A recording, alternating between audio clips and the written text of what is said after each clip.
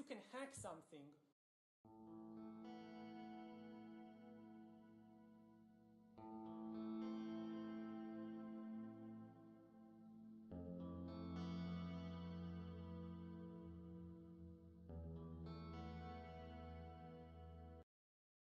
we got a dress code, nigga. You can't get in without your strap. And every bitch a nigga here's got to have on black. Ain't no red and ain't no blue, but gangsters are welcome. We gotta stay true. It's crack at the bar, but you can bring your own shit. Cracks in the bathroom or get your money gone quick. That's the rules. Gotta get you through them doors, but you can't get in my shit if you don't live on my dress. We got a bitch at the door wearing a turquoise dress, but the dress code is black. So send that bitch back. Some niggas don't know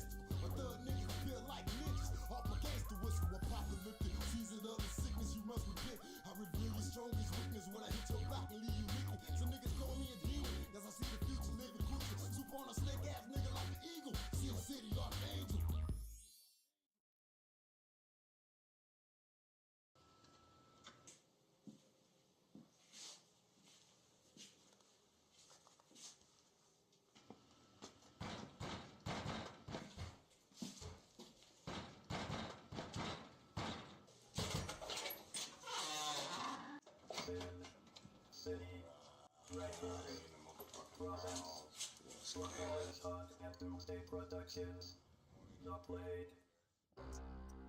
the beginning, there was darkness, and then came the light, and everybody was happy. Then came the plague, and the sickness and the doom followed, and everybody died. Back to the last one, show. Pretty much just the fucking interfaces. The fucking kernels.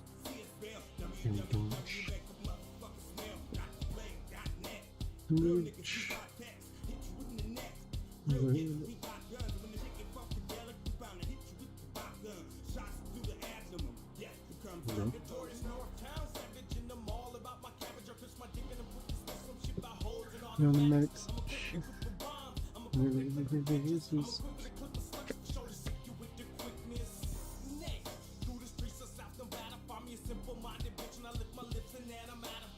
February 7th, Motown, Tuesday.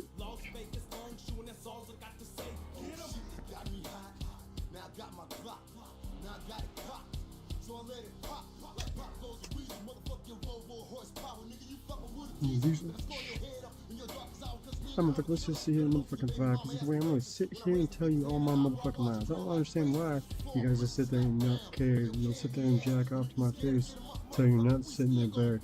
I don't know why, but that's what you do, because either way I'm just gonna sit there and motherfucking pursue my motherfucking way in my own motherfucking chronicle motherfucking way. And I'm talking about my goddamn weeds. I'm about to roll up that group from the motherfucking seed.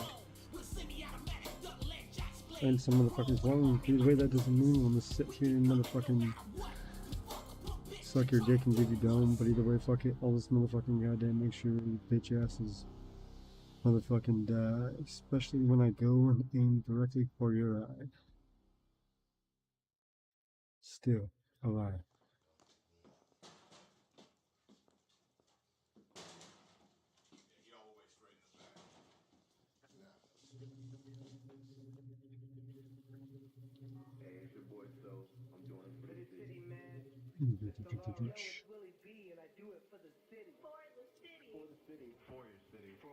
City.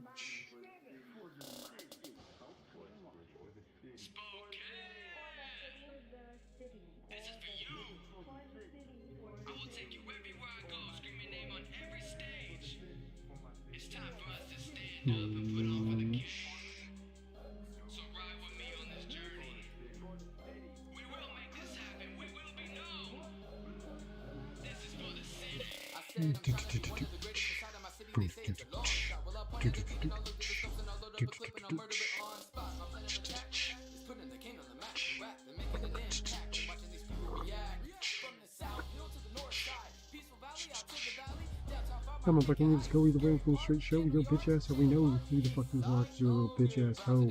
Either way, I'm just gonna sit there and motherfucking goddamn watch your motherfucking brains blow out the back of the goddamn skull. Cause either way, I'm just gonna sit there and motherfucking behold your own homie shooting myself in the face, and then from there you're gonna take it motherfucking goddamn to the back of your neck, stick the motherfucker up, and motherfucking pull the pin. Cause then from there you're about to be in a motherfucking body bag because you just killed yourself. Because either way, it's about time. Hey, yo, bitch ass, didn't seem to help. So what can I say? But fuck it. Either way, I know it's a shitty ass stumble, but hey, still motherfucking works.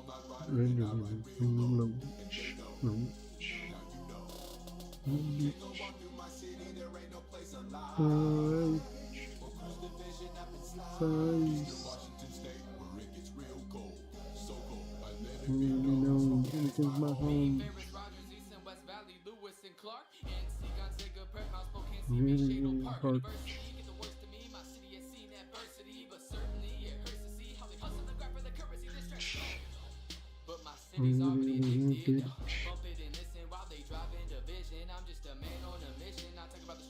Really, really on the map.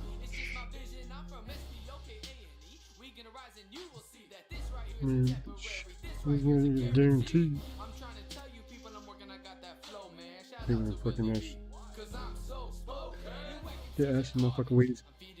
Metal goat, if you're not from Spokane, you probably don't even get the joke. It's a march. They know.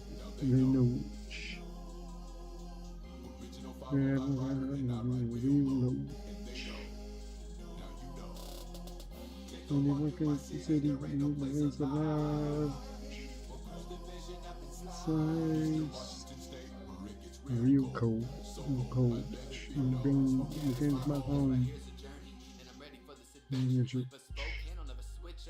With the word.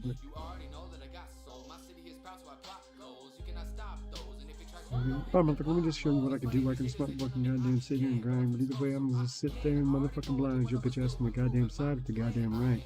If you fucking want to continue the fight, I'll fucking kick you in the goddamn face so many times. Cause either way, you'll start to goddamn cry. I don't give a fuck, and that just makes me more mad. Either way, I'm just gonna sit there and be glad that your bitch ass free from all the motherfucking goddamn cuts. Cause either way, it's about time for you to do a little bit of motherfucking guts. And who gives a fuck about if you're bleeding or have a broken goddamn phone? Sit there and motherfucking goddamn groan. No, fuck that. That's what you have to motherfucking do. You have to flip over and just motherfucking pursue. Now the motherfucking start to break his caps. Cause either way, that's how you motherfucking goddamn get your payback. When I'm talking about that, you go for the knee. Make sure you kick inwards, G.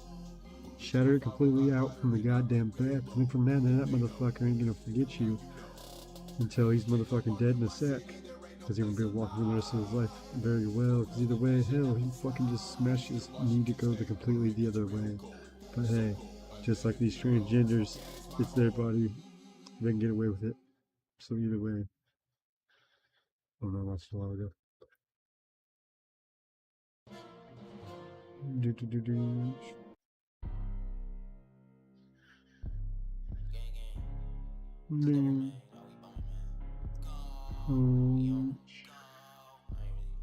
Look, you wanna go to goddamn war, I'll take you straight to hell. Cause either way, I'm gonna sit there and motherfucking goddamn spell.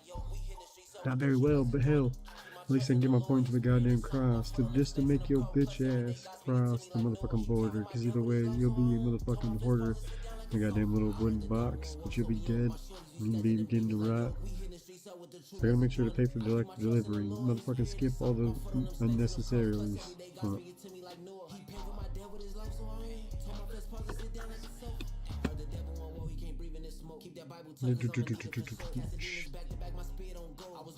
Shut the motherfuckers goddamn here, but either way I'm just gonna sit here and not call you a queer, but I'm gonna call you a motherfucking fag that likes a dick. Either way, that's just because we all know you're a little bitch. You're fucking gay or you're motherfucking girl, but either way, fuck it, you still wanna go and flick your motherfucking pearl.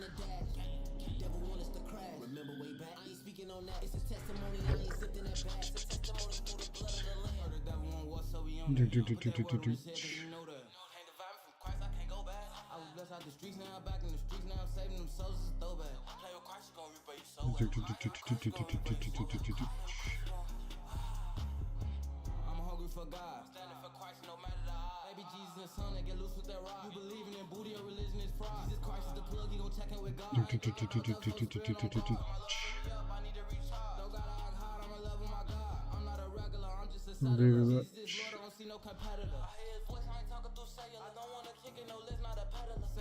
I don't think I'm gonna just go with the motherfucking way. I'm just gonna bust a flow, but who gives a fuck what you already know what I motherfucking do? If you don't like it, you're just a piece of shit. Who just some weird ass shit and start to do about a track? Cause either way, I don't give a fuck as long as you don't fucking rap.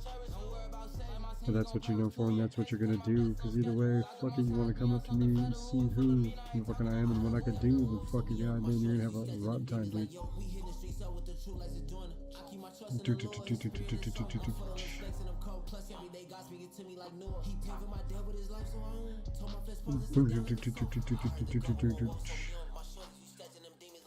I'm like, what's so about the goddamn fucking roach from yesterday?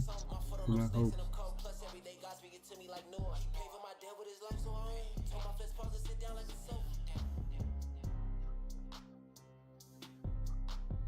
Boom, boom, boom, boom, boom. Boom, ding, ding.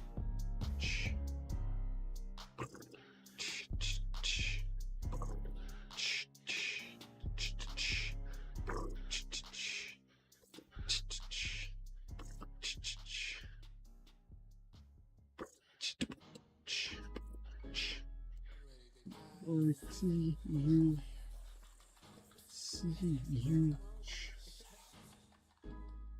I a psycho? See you looking at me, looking at me. I ask, am I a psycho? Am I a psycho? Yeah, I'm a psycho. Yes, I'm a psycho. I heard you, but you're crazy. You're crazy. Little shady.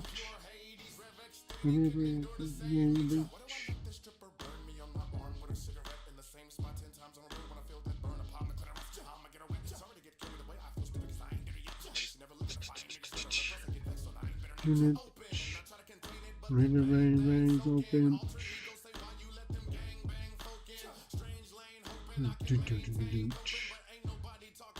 Rain's open. On my balls.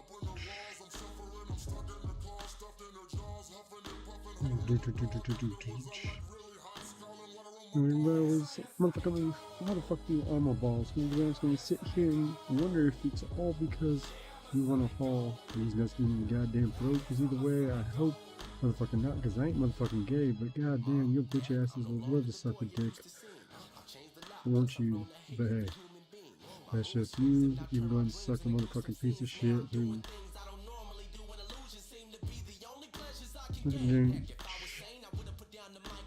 Okay, everybody's the paint. The paint. My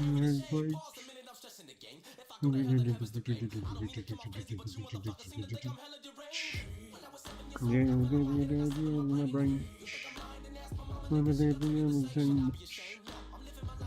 It's a fabulous.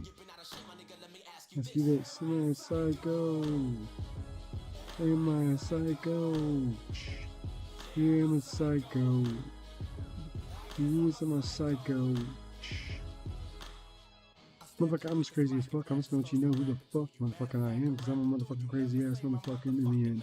So don't come and try to fuck with me, because I'll still motherfucking crazy. Doesn't matter if it's motherfucking life of the goddamn game, I'll still sit here and motherfucking claim that I can kill you in any of these motherfucking worlds. Because either way, I'm just gonna sit here and motherfucking hurl all these insults at motherfucking you, but this is all under goddamn comedy, so who? Ever does get a little triggered and a little pissed off, I don't give a fucking gun, sit there and motherfucking get all sauce.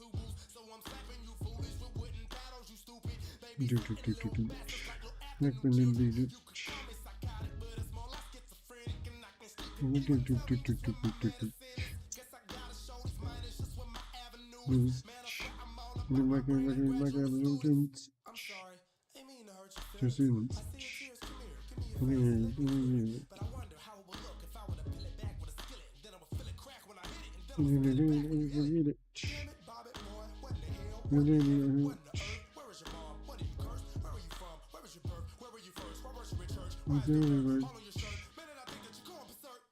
I'm a psycho.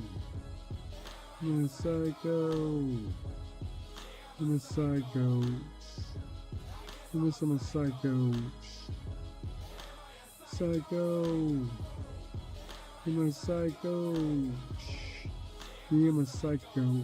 Motherfucker, I'm a straight crazy fuck. I'm just gonna sit here and motherfucking goddamn wonder what I must fucking do just to goddamn make you trip, because either way I'm gonna be straight up fucking legit. You're a cult leader. How do you feel about that? Cult leader? Yeah, they're comparing you to, you know... Well, I knew how to figure it out the whole time. Did you? Did you figure out how to read chat? Did you figure out how to import chat?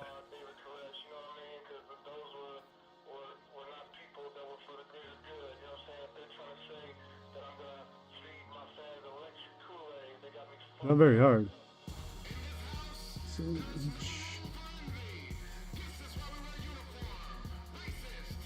Welcome.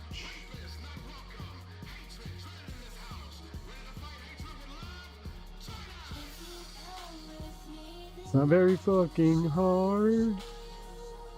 You just pop the shit out of fucking goddamn fucking restream. You get the. You want to show you I can do it in 2 seconds. Watch this. Doesn't matter if you're on a phone, whatever. It's all gonna be the same fucking shit. You know the fuck my restream shit. We're going to destroy you. So you're gonna have to go into your phone. Probably gonna have to go into desktop settings. Since you're going just from your fucking goddamn phone. Go into your shit, sign in. Pop overlay. Copy. It's all gonna be the exact same for fucking any fucking phone, PC. It's all going to the same shit. 'Cause you gotta do the exact same fucking shit. So I'm just creating this so you don't have to. So I don't have to. No, you can do this from your phone. You just have to go into your desktop settings on your phone. Go into your phone, go to its browser, go to the settings, and then from there, if you scroll all the way down, it'll say desktop version. You click that, and it'll load up any fucking website like a desktop. But either way, you got to do that to get the code. And then what you do is you go add.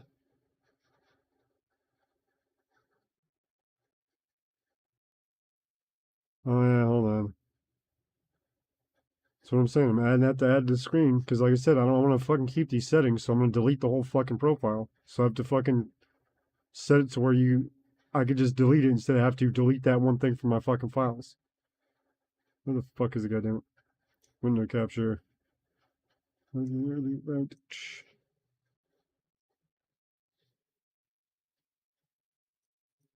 fuck? There it is.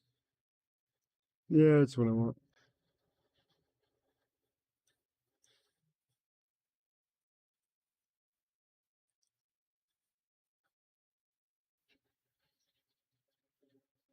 Why? When you could just do this.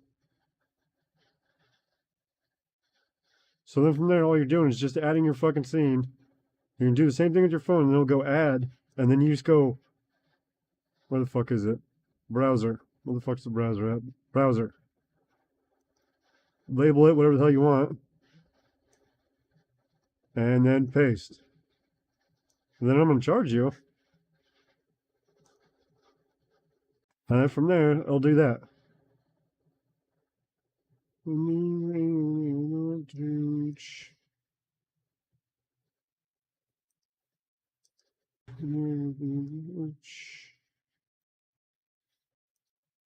Alright, I'm charging you.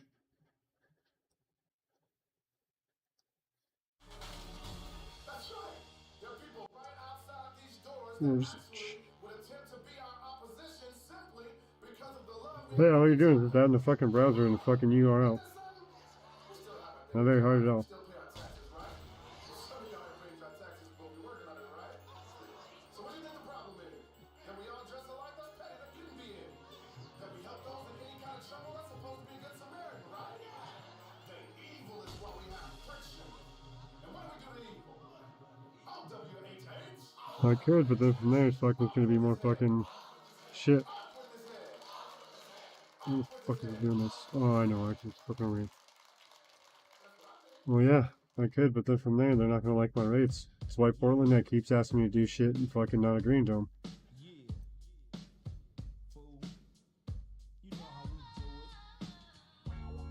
Because with experience comes payment. The more experience you have, the more you could charge.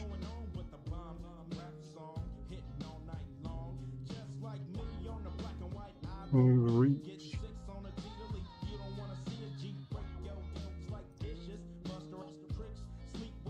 No, I haven't really been watching them. I'm doing my own shit.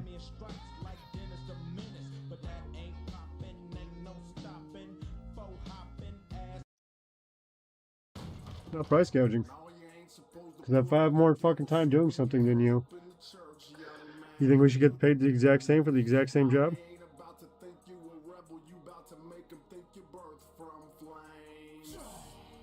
La la la la la.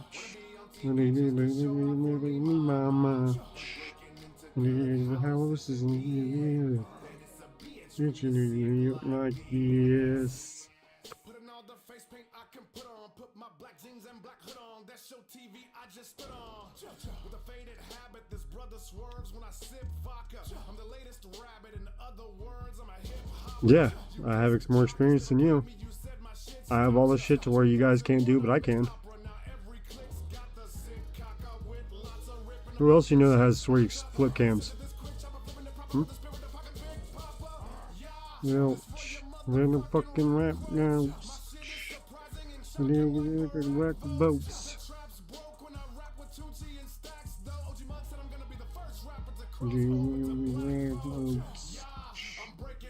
Yellow houses. Houses.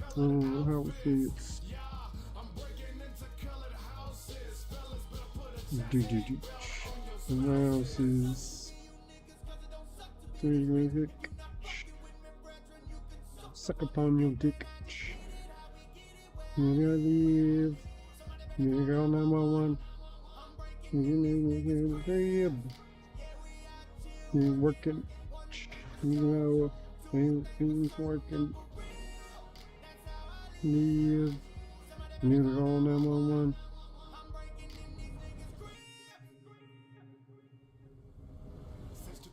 You run, you like a Durango. You're reaching some Django. You hang low. You're over the rainbow.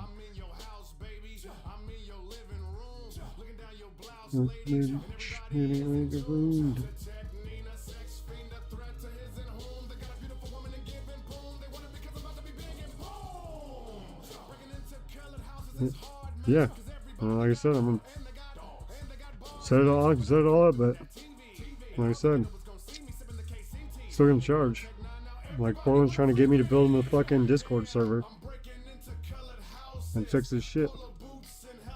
And like I told him, I was like, he's like, well, I'm not gonna pay you, and I was like, well, fucking just give me that printer you fucking got shipped to you. So you're not paying me. You're paying me, but you're not paying me. It's not coming out of your pocket. Got no shit from. That's only like 200, 300 bucks, depending on where you get it from and how nice the condition.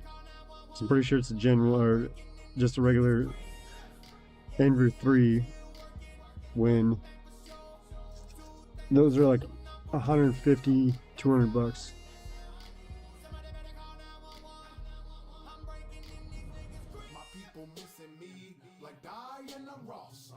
I am a boss. I am a boss. I am a boss. Wait.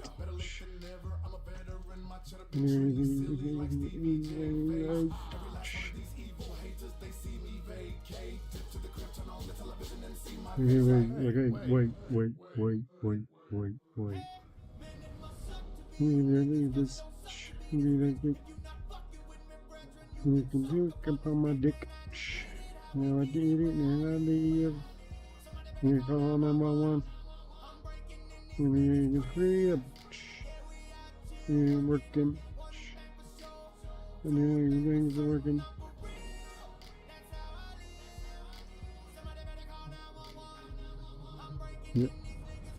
Yeah, well, I'm just saying, like, he's making enough fucking money to where he can kick me some. Or at least cook me some kind of fucking product. Yeah, he sent me a camera before I really helped him, but I did fucking help him a crazy amount and fucking set up all his fucking bots and everything else that he has now. That's why when you go in there, you can go like exclamation Walla Walla or exclamation Walla. Might be Walla Walla, I can't remember. I haven't done it in a while. But then from there, Carlos, Pan Devil's one's in there, so it's like Devil. Exclamation on mod, it says you're my mod slave. But he doesn't have as much shit as I set up from this one. Alright. Well, even with Fame, I'd still fucking charge those motherfuckers. You might get a little discount, but it's not like it's gonna not get away with it.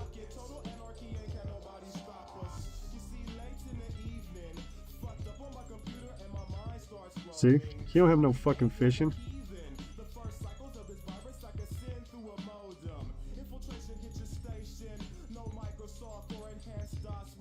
impeach. When you have in date. A lot of hackers tried viruses before. Vaporize your text like so much whiteout. I want it where file replication is a chore. Lights out, shut down entire White House. I don't want just a bug that can be corrected. I'm erecting immaculate design. Break the nation down section by section. Even to the greatest minds it's impossible to find. I want to devise a virus to bring dire straits to your environments. Crush your corporations with a mild touch. Trash your whole computer system and revert you to papyrus. I want to devise a virus to bring dire straits to your environment. Crush your corporations with a mild touch. Trash your whole computer system and revert you to papyrus. Pretty sure the dual should work again too.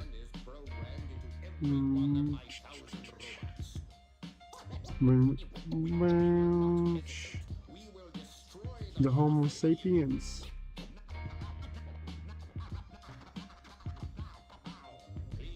Stay where you are.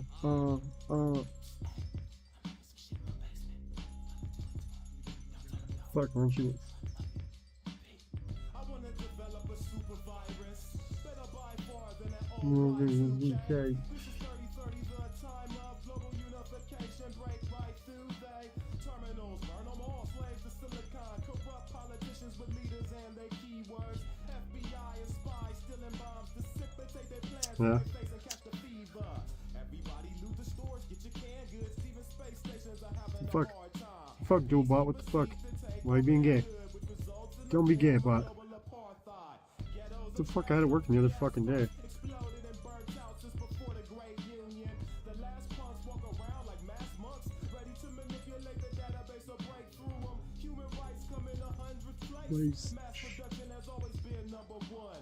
New Earth has become a repugnant place, so it's time to spread the fear that's fun to some.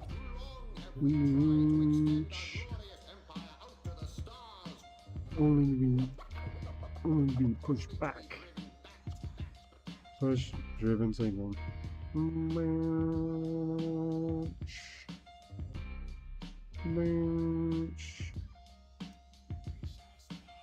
I want to devise a virus to bring dire straits to your environment. Crush your corporations with a mild touch. Trash the whole Why? Why would I even put fucking Q in there? virus. I want to devise a virus to bring dire straits to your environment. It's cool, alright? Because I'm gonna coup up in this bitch.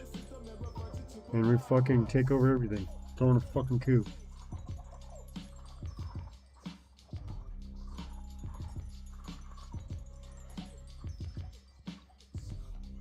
No, it doesn't. How does Q? Like queuing on? Is that what you're trying to say? Or I could just be like, yeah, no, it's Q as in like, you know, I threw a Q on January 6th.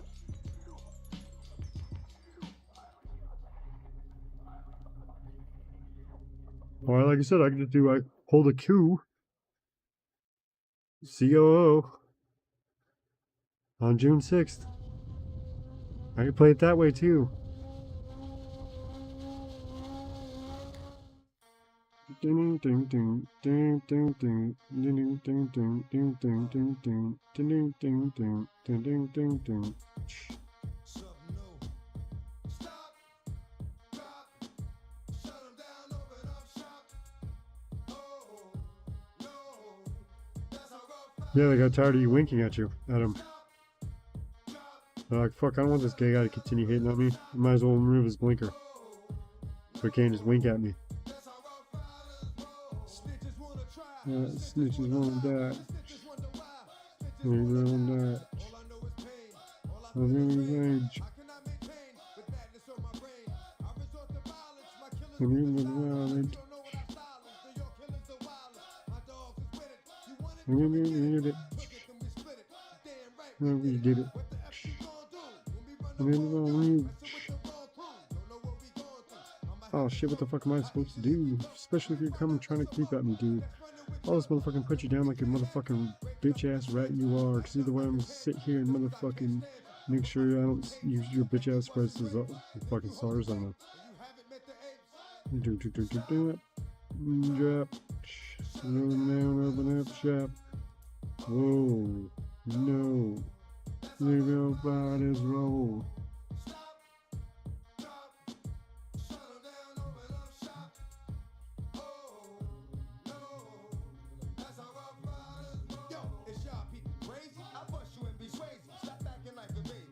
TMX, what are your feelings on the case? Mind your business, lady. Nosy people get it too. When you see me spinning, I'm trying to get rid of you. Yeah, I know it's pitiful. That's how killers get down. Watch my killers spit round. Make you suckers get round. Just for talking, fam. Oh, you think it's funny? Then you don't know me, money. It's about to get ugly. Whatever, dog, I'm hungry. I guess you know what that means. Come up off that green. Rob to get on ravine. Don't make it a murder scene. Give a dog a bone. Leave a dog alone. Let it go home and he'll find his way home. Alright, motherfucker, let's just go around and motherfucking say that your bitch ass is sitting there looking all motherfucking goddamn straight like a motherfucking dog that's been fucking beat. Because either way, that's not the way you survive in G. What you have to do is sit there and motherfucking go with your own fucking ways and start to flow. Who gives a fuck what anyone says or does? Because either way, they can go and get fucked in their own motherfucking way. Because hey, I ain't motherfucking saying it's wrong. But to kids, yeah, they motherfucking are. Because if now you're just gonna leave them permanently scarred. You're not gonna be able to motherfucking change it back, unlike you say, because you're some motherfucking piece of shit trap. I don't know. Lost a while ago.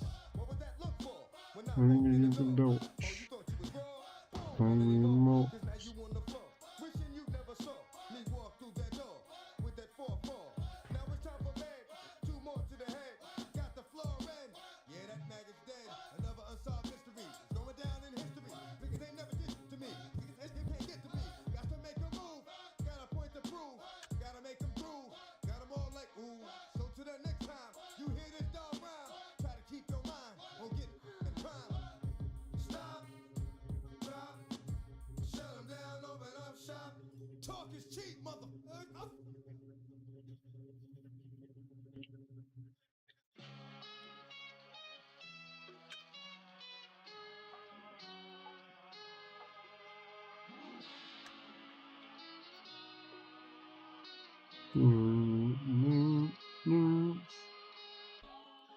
So you mean to tell me that the God-hating, baby-killing left wants to let people out of jail, let Yes. people loot, Yes. let people riot, Yes. let people burn Yes. down buildings, Yes. and they want to take my gun?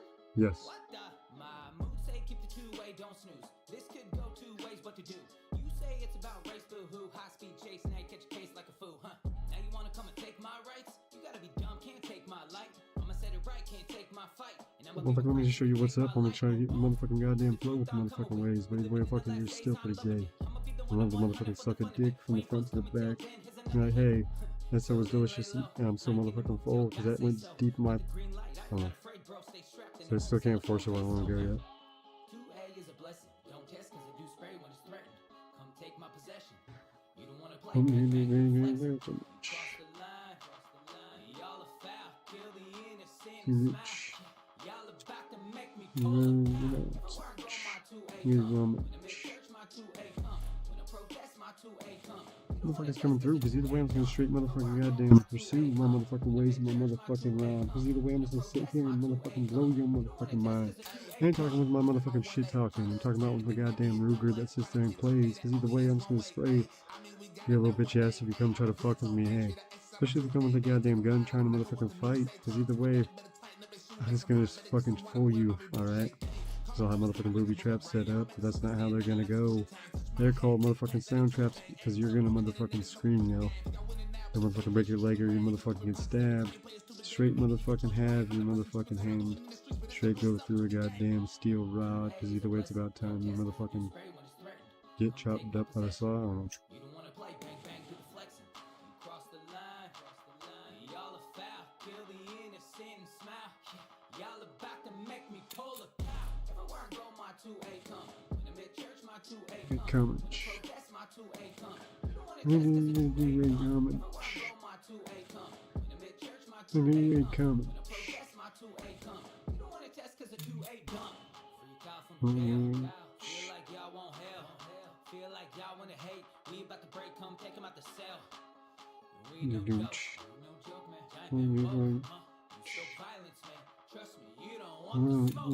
We ain't looking for a fight, but we got it. I'm about to blood you. I'm like, let me just go either way. I'm just gonna show you, bitch ass, how we know who the fuck you are and what you do. Because you're some motherfucking goddamn dude that sits there and try to pursues your motherfucking fake game. Because either way, you're just sitting there looking all fucking lame. No one fucking likes you very much. But either way, you're just sitting there trying to thrust your bitch ass in the goddamn light. But either way, fuck, you're just gonna get beat the fuck out if you continue that shit tonight. Because either way, I just don't give a fuck what you motherfucking do or you fucking say. Because either way, I'm still gonna call you bitch ass motherfucking homosexual and gay. Why is that? Because you're sitting there and be a piece of shit probably all rat. Especially when the goddamn comes to motherfucking going. Because either way, it's about crazy ass flowing.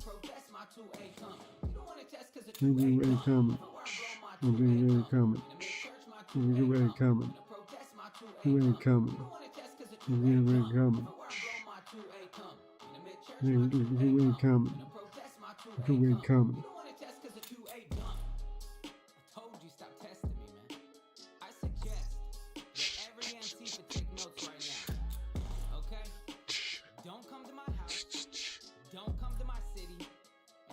What he said. What he said. Welcome to the world, baby. Boy. Blue. The indoctrination starts as soon as you come out the womb. Pretty quick will make you stupid with curriculums at school. And if the classroom doesn't do the trick, we'll make you watch the news. Pick your team, right or left, take the red pill or the blue. You can vote, but even if you win, still everyone will lose. Don't forget to buy designer because Gucci makes you cool. We prioritize material belongings over truth. Get a job that you can't stand so you can buy some cans of food. Go overseas and die for freedom. There's some oil we can use. Our democracy exists so that you think that you can choose. But our algorithms make you do what we want you to do. What's the problem? Your depressed society has you confused. We got medication for you that you'll probably abuse. Go get married to a lady who also don't have a clue. And pump out a few babies that are just as same as you. To the system, everyone's a victim. Doesn't matter if you're black or white, hate you all. Here inside the system, violence is a symptom. Fighting for what's right, but somehow everyone is wrong. Welcome to the system, everyone's a victim. Doesn't matter if you're black or white, hate you all. Here inside the system, violence is a symptom. Fighting for what's right, but somehow everyone is wrong. Welcome to the world, baby girl. I'll let you think if that's okay. We'll encourage self-destruction through the music that you play. We divided all the men by trying politics and race, and honestly, it's working awesome. So for you, we'll do the same. Never teaching you to love yourself, inject you full of hate, objectify your sexuality, then blame you for the rape, and weaponize the differences that make our men and women great. And just to screw with you, erase the genders. Everyone's the same. We'll empower you with rights to vote and fight for equal pay. Then have the men turn into women, and you'll fight for them again. But you thought you had it figured out, but everything has changed.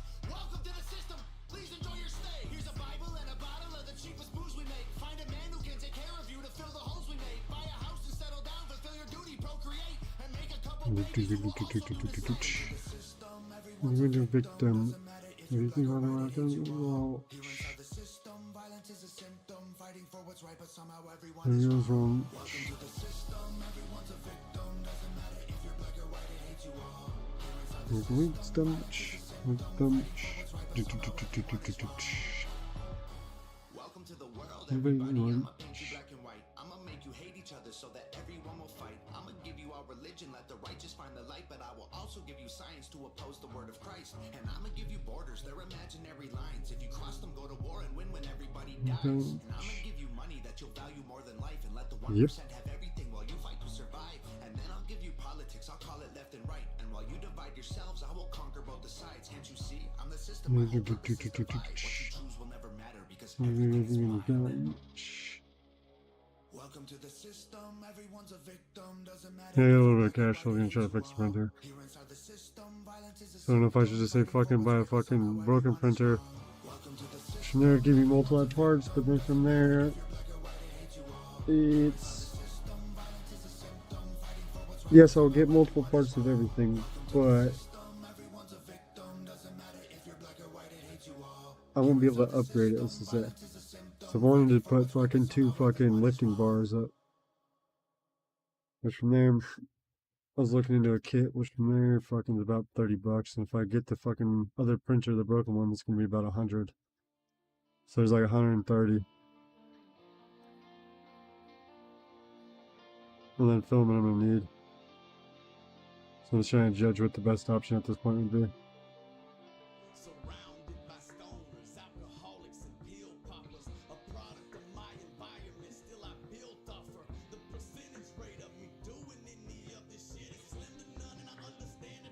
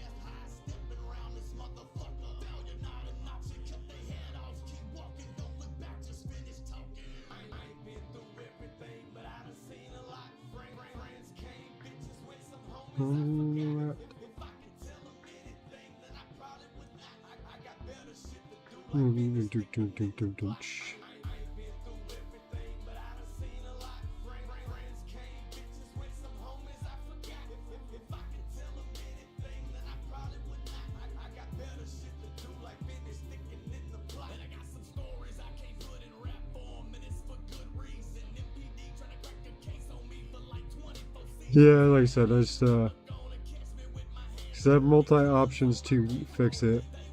Like, I can get the parts for fucking $20 just to fix it. But then from there, if I go and try to upgrade, I think it's gonna be like another 50. And that should be one upgrade.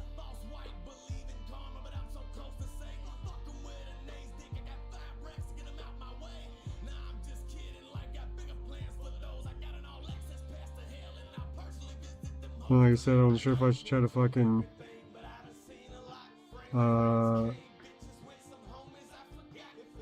set multiple upgrades to it, or I can just get multi parts. Because, for example, if I get the fucking broken printer, most likely it's going to be a heating element, burnt motor. I don't think it's going to be a corrupt motherboard. I think that'd just be too fucking ridiculous. But fucking from there, it's just going to be a couple problems that it could be. So then from there, fucking, I could go and replace that one thing later on. And make it to where that little fucking, part that was missing is now pretty much another printer. To where I can make it into a fucking laser engraver. Some other shit. I've been applying for realities because they've been streaming a lot lately. And then they've been giving out a whole bunch of printers. So I'm trying to win another one through there. And then a new Ender 3 just came out fucking, or is coming out in like a week. You know, it's like 2 or 3 weeks it's coming out. Well, then from there, next stream they're giving out fucking one of those. So that'd be pretty badass. Get the newest Ender 3. Ender 3 V3 ES or some shit like that. Or SE. Yeah, I think it's SE if I remember right.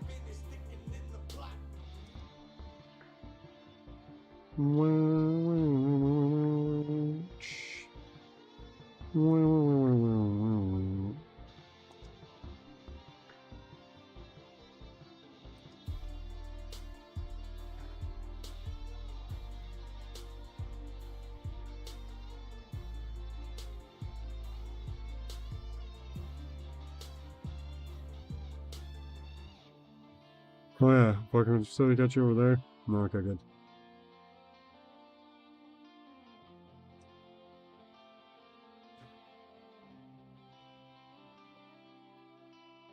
I'll share what I need.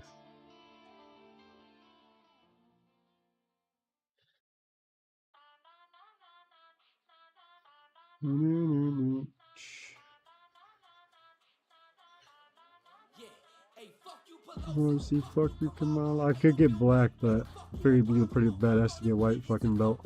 Get the white belt. White belt. Fuck, why are you on that screen?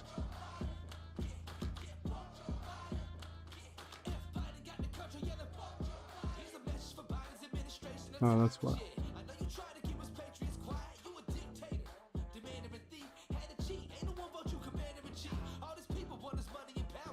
White belt. And then some closing clips. I can get that, but then from there, pretty much, it doesn't have the closing clips. It has like weird springs. What you mean?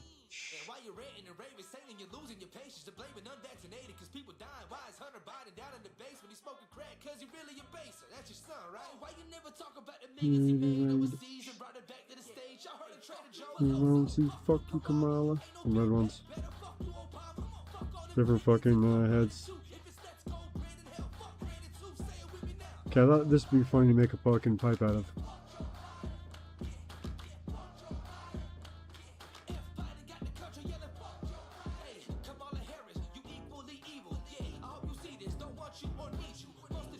Take the fucking plastic shroud off, fucking, that's where you have metal one.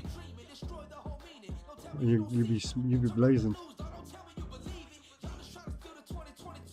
Those 12-volt but fucking cordless.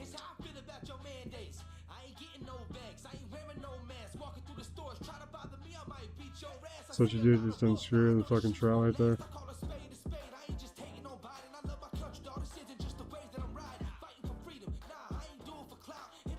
Probably a full metal ones somewhere. I saw it was a funny video. Essentially, it's like that.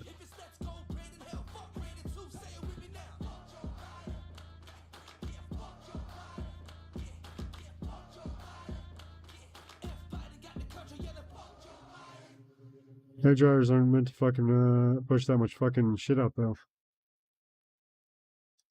And then the hair dryer is all plastic versus that was somewhat plastic. That's your problem, because I could hook it up to a leaf blower and it did the exact same thing. But it's all plastic. At least most of it's plastic, to where you're gonna have to worry about when you're sucking in mass amounts of fucking heat from the fucking bowl, because it ain't gonna be a pussy bowl. What happens is that pretty much just starts to melt fucking the plastic.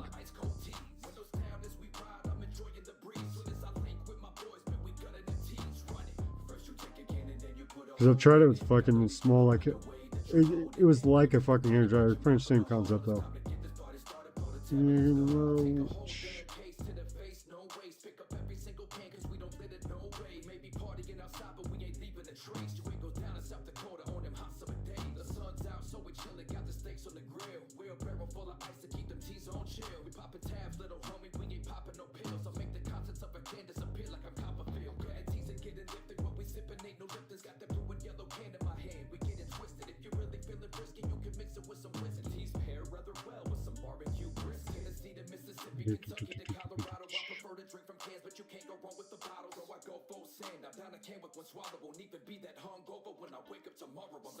So I'm gonna try to do that towards the direct connect too.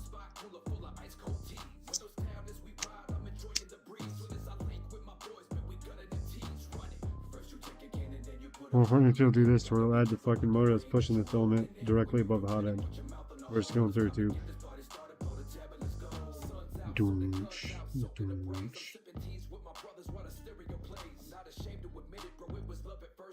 He's always getting scammed. He's getting scammed by his girl. Or I should say what he thinks is his girl. See, this is another thing I was thinking about. Should I rail it?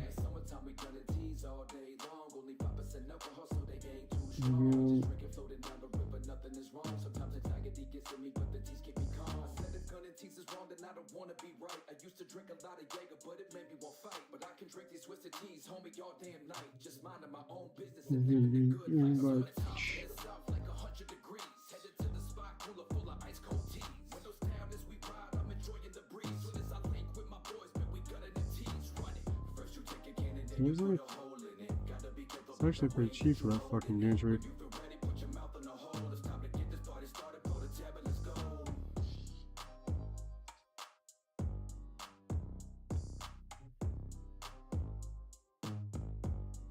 Huh, I might have to fucking watch this one, because they're usually pushing fucking hella more money.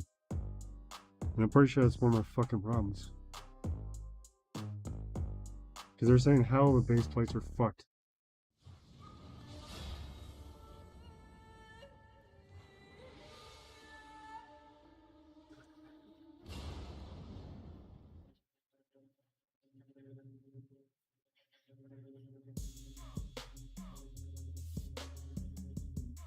Yeah, I usually run about like that.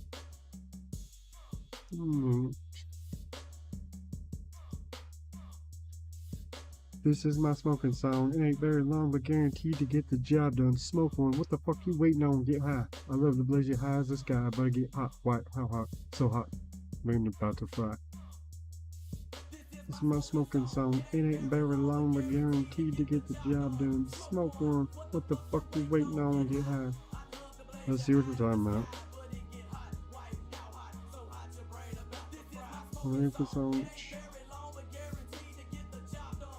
Smoke on. What the fuck you waiting on? Get high. That's surprising. There's only 2 motherfuckers on. So we're about to fry. Your sweets. I'm done to smoke.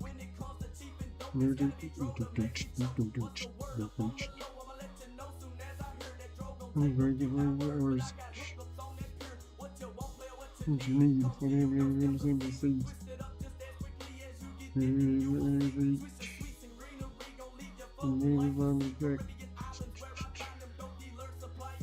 Motherfucker, let me just show your bitch ass how we know who the motherfucker you are. Cause you go sit here and motherfucking drop a motherfucking vicious ass bar. Because I'm goddamn fighting. Cause either way, it's about time for me to be tighten the motherfucking noose around your neck. Sit there and motherfucking cinch it up. And you're gonna be motherfucking gasping for fucking air. Cause either way, it's fucking, I ain't gonna fucking say and spare your motherfucking life in no fucking way. Cause either way, I'm just gonna motherfucking say. Guaranteed to get the job done. Smoke one. What the fuck you waiting on? Get high. I love to blaze your high as the sky, but it get hot. What? How hot? So rain about to fight. Very long, but guaranteed to get the job done. Smoke one. What the fuck you waiting on? Get high. Blaze your high as the sky. When you get hot, right? How hot? So rain about to fight. There you go. Phone you on it. You get on it. You need them bouncing off it. Bobby Brown. Fuck the pound. It's all up in my system. When you making victims. It's a hand.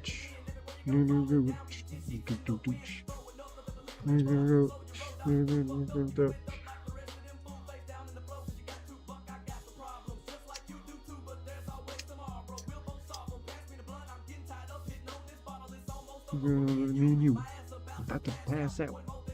Fucking dope out. I'm smoked out. I think I'm going to kill new cousin. A long time I'm going through. Very long but guaranteed to get the job done. Smoke one. What the fuck you waiting on? Get high. I love blaze your high as the sky. Better get out. Right. How hot? So brain about to fry. They're very long but guaranteed to get the job done. Smoke one. What the fuck you waiting on? Get high. I love to blaze your high as the sky. Better get hot. White. How hot? So brain about to fry.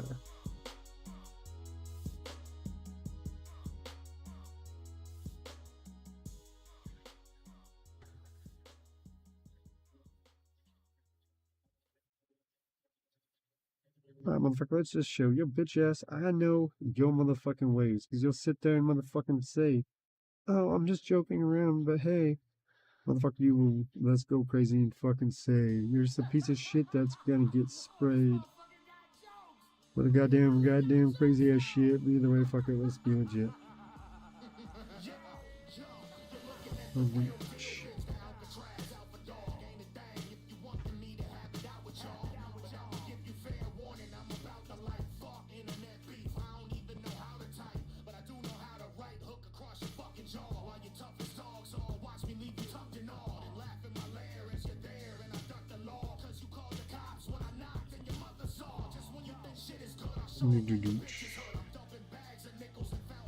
But you want me to get all motherfucking crazy, goddamn, I'm not gonna sit here and be all fucking lazy. I'm gonna attack you so fucking hard, you'll sit there and fucking cry from my fucking goddamn bar that's gonna stare motherfucking your goddamn brain. Cause either way, I'm just gonna sit there and motherfucking spray you with the motherfucking goddamn life. Of me motherfucking sitting here and calling your little bitch ass a dyke.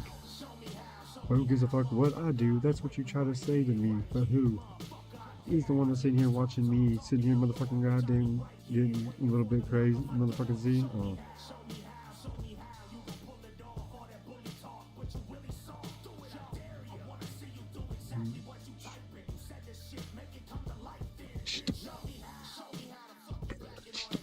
Poverty Entertainment on Kick said N-word.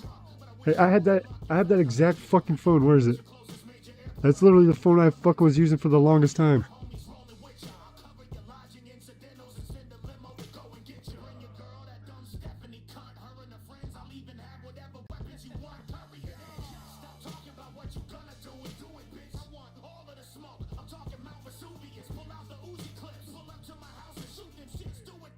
Well, it's around here somewhere. Where the fuck's that phone at? Poverty Entertainment on Kick said Obama phone confirmed.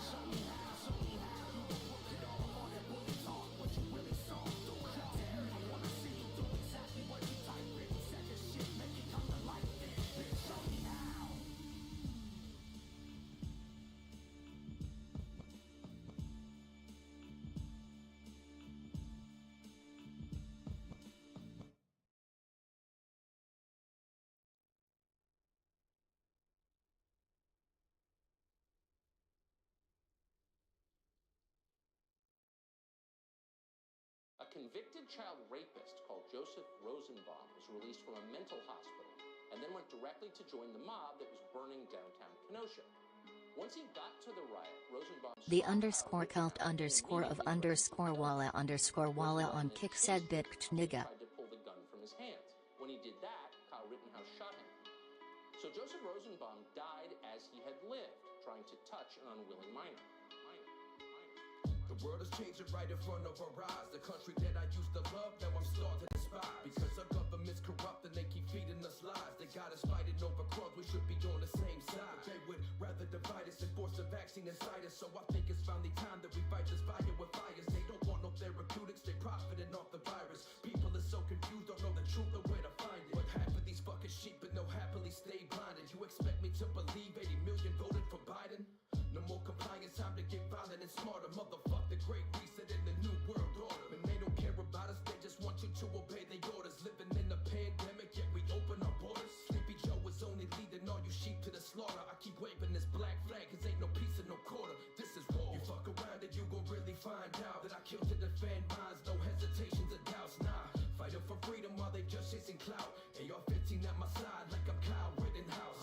Come fuck around and you gon' really find out. I started from the bottom, said fuck it and climbed out. Now I'm fighting for our freedom and all of my boys are proud. I just wanna be a hero like Kyle Rittenhouse, yeah. Till they let him out, we yelling free the brother Kyle. The kid's a fucking hero, had to kill a pedophile. Defending his own life, he shouldn't even be on trial. Keep your head up, lil homie, we gon' keep holding you down. Don't let him dim your smile, keep your chin up and stay proud. Cause man to man, it takes a real man to stand your ground. And we can't wait till you're free and celebrating with your fam. Shout out to them, I hope they know they raised a fine young man. I hope they proud of you, boy, because I know that I am. If everybody was as brave as this kid and took a stand, we wouldn't be in this predicament and stuck in a jam.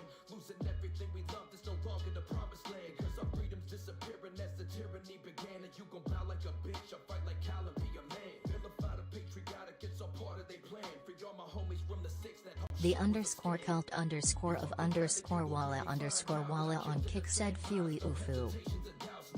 Fighting for freedom while they just chasing clout. AR-15 at my side like I'm Kyle Rittenhouse. Come fuck around and you gon' really find out. I started from the bottom, said fuck it and climbed out. Now I'm fighting for our freedom and all of my boys are proud. I just wanna be a hero like Kyle Rittenhouse. Yeah, not afraid for peace, but I'll be ready for war. These Democrats attack us daily, man, we cannot ignore. What they got in store for us is either prison or morgues. We living in the last days, now they revealing their horns. When tyranny becomes law, the rebellion is our duty. It's why we got the Constitution, it's like God is speaking through me. So much hate built up inside me, try not to let it consume me. Every day I wake up stuck in this fucked up mood. But I'm so grateful for my brothers who feel just like me. Proud boys and 3%ers, they don't give a fuck like me. When it's time to go to war, I know they standing right beside me. On the front line with my people is where you commies can find me. Fuck your mandates and your vaccines, I will never follow blindly. I'm loyal to my country, but they loyal to the Chinese. Fuck LeBron James, I knocked that faggot out his Nikes. Kaepernick can get it too. Lil bitch, come and sign these. You fuck around and you gon' really find out that I killed to defend minds, no hesitations or doubts. Nah, fighting for freedom while they just chasing clout. AR-15 at my side like I'm Kyle Rittenhouse. Come fuck around and you gon' really find out. I started from the bottom, said fuck it and climbed out. Now I'm fighting for our freedom and all of my boys are proud. I just wanna be a hero like Kyle Rittenhouse, yeah. I don't know exactly what I'm. Give a quick shout out to a few Patreon But I'm not streaming in India. Rest in This is peace, confirmed. Ashley Babbitt. Maybe Taiwan, Vietnam, Shout out to Gavin McGinnis. Japan, Sri Lanka, Shout out to Brooks and Archie and all of my Cambodia. Proud Boys. Kid Rose, I don't know exactly. But this is true. I'm not streaming in India. the homegirl I'm streaming out of India. Big Tico, I know you listening, homie. Shout out to Victoria White, Tucker Carlson. Trump has said it's 2024, baby. It's time to take this shit back. Last but not least, What? fuck Rosa Alexander. I'm coming for your head, pussy. You done fucked around, now you about to find out for real. Okay, again I come here. The dangerous area. So camera, I do like this, you know.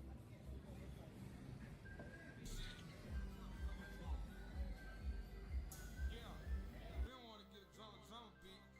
Shelly roll, freestyle. Game. I was born like this.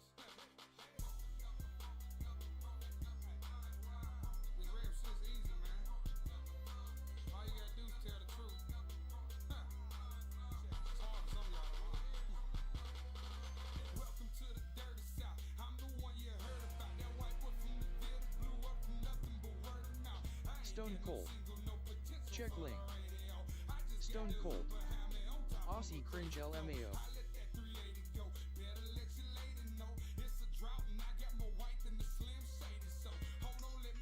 Why just use up all my fucking quantities? Wait, is this fucking music? Stone Cold. Are you muted?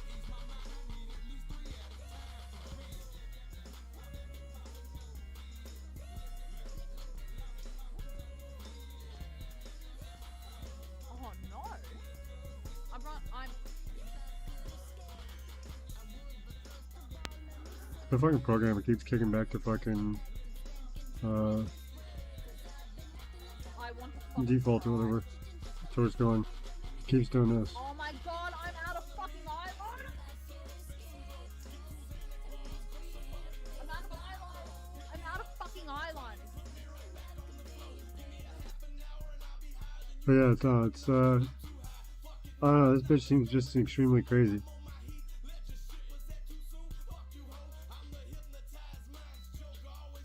Like, I don't know, she has like a whole bunch of like kid shit. Like, couple's fine, but this bitch has like, you know, like she took over her little sister's room.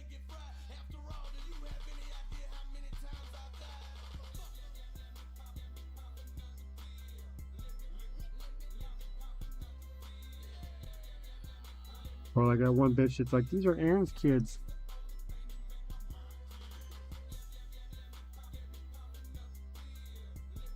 Stone Cold. Yep, she met as a cut snake. Yeah. At least this cringe isn't that crazy.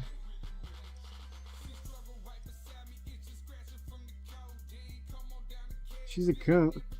But we all knew that to begin with.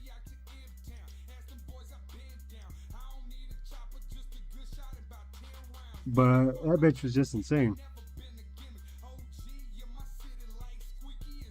Like, I'd be scared to be around her in public.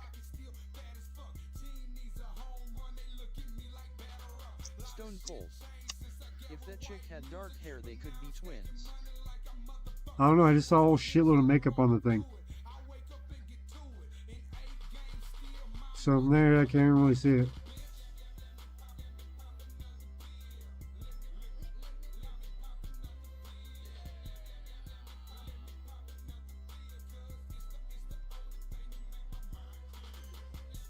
That's why makeup was invented. Do have plans for this though. On off switch.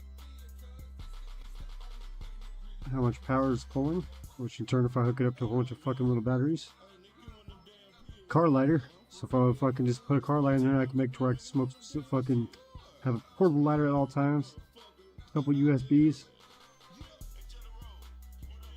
Stone Cold. They both mutton dressed as lamb.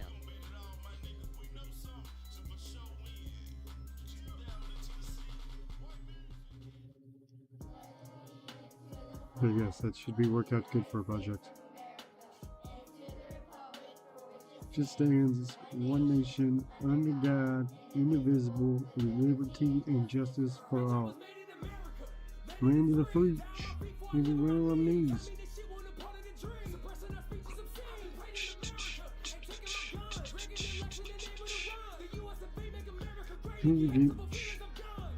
Fuck Joe Biden. That nigga be lying. He's almost been dying several times.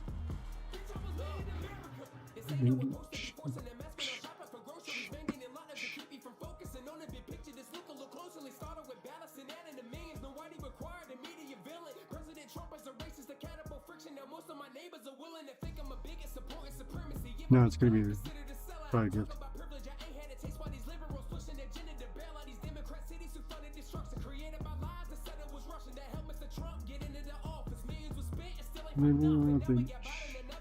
Yeah, hold on.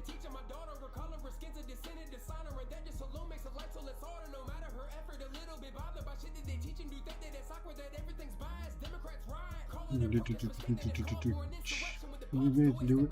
9/11. Coach.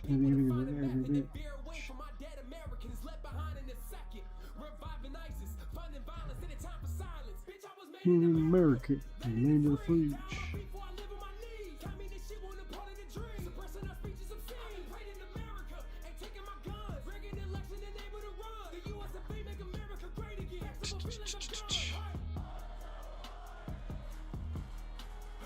Fuck Joe Biden. America. Bitch, I was made in America, and that's how it's gonna be. Fuck that shit, where it's gonna straight motherfucking be. I'm motherfucking crazy in my own motherfucking ways, but either way, fuck it. I'll have to show my face so I don't have to worry about Stone Cold showing me a penis today.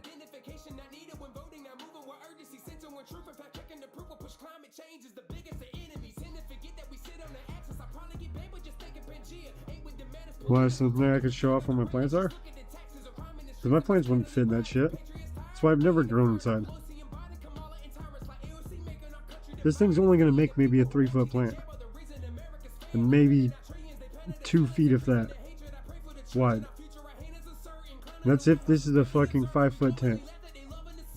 Because it's going to be about a foot from the fucking top of the tent to the light to the plant. It's small as shit.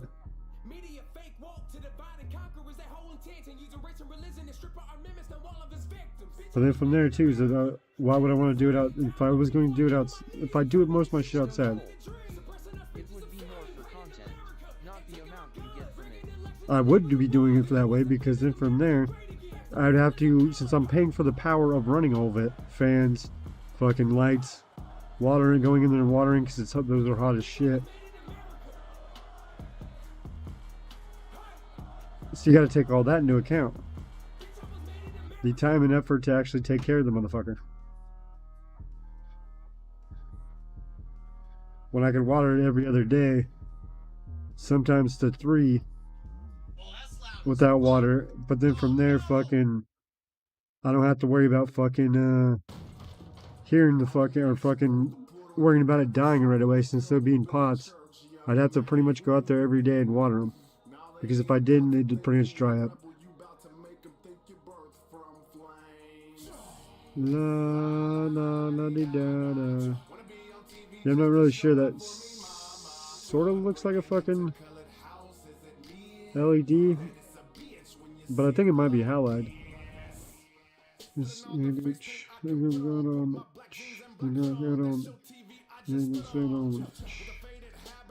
can see the cord coming out of the fucking shit and going into the fucking, to the roof. It's taped up there and then goes out the vent hole to the right, right above the window.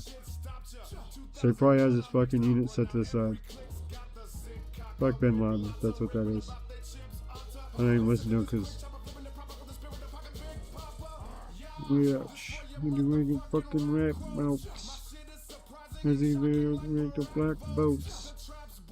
Yeah, because he has LEDs above his head right there, but then from there, the light itself sort of looks like it's a halide. No, and then the colored houses. And then the colored houses.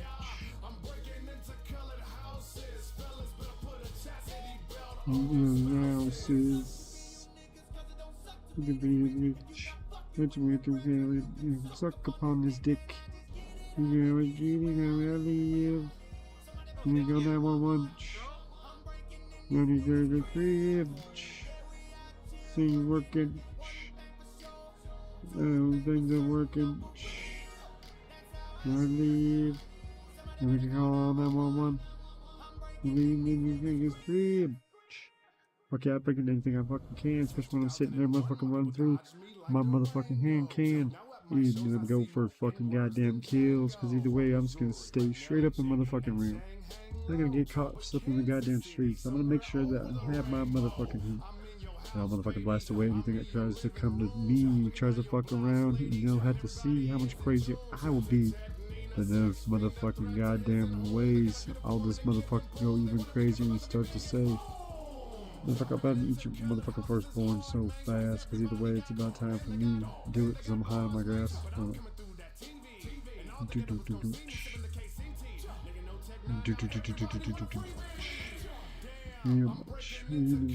Houses. And then we're going through the houses.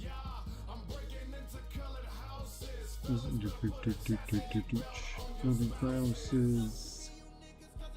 Reaping in a hitch. And you can work upon your dick. I leave. And call 911. Maybe free. Working. Everything's all hurting. I leave.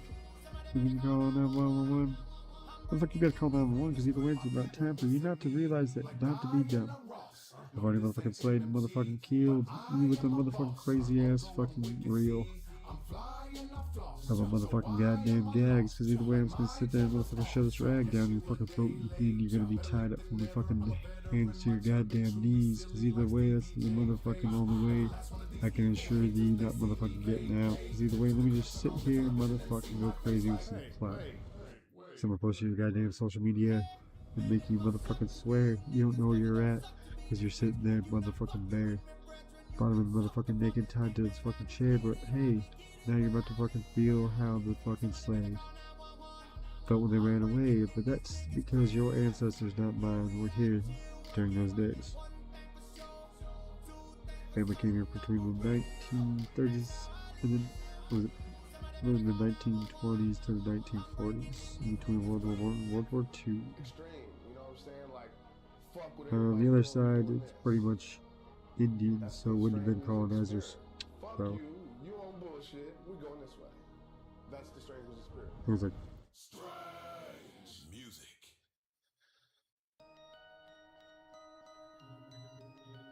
you were like 16th or 32, some shit. Right over the limit of getting money from fucking the tribe. I wouldn't even claim it anyway. I don't know, maybe. I probably wouldn't. But I would take the fishing rights. That'd probably be the only thing I'd want from. Because if they're fucking be able to fucking net fish, just go up and shoot some random fucking deer out in the middle of nowhere and it's like, fuck you, doing my religion.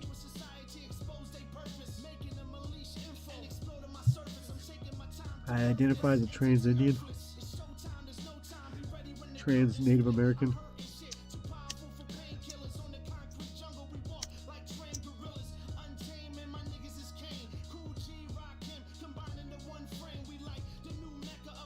Hey, when they get these are big because they just get resident as shit.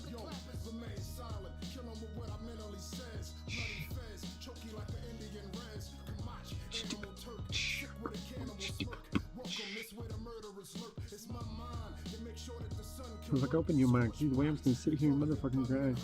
Listen to your motherfucking head until you fucking remember. Either way I'm just gonna show your bitch ass that I'll dismember. You're a motherfucking lady. I don't wanna go wall to wall.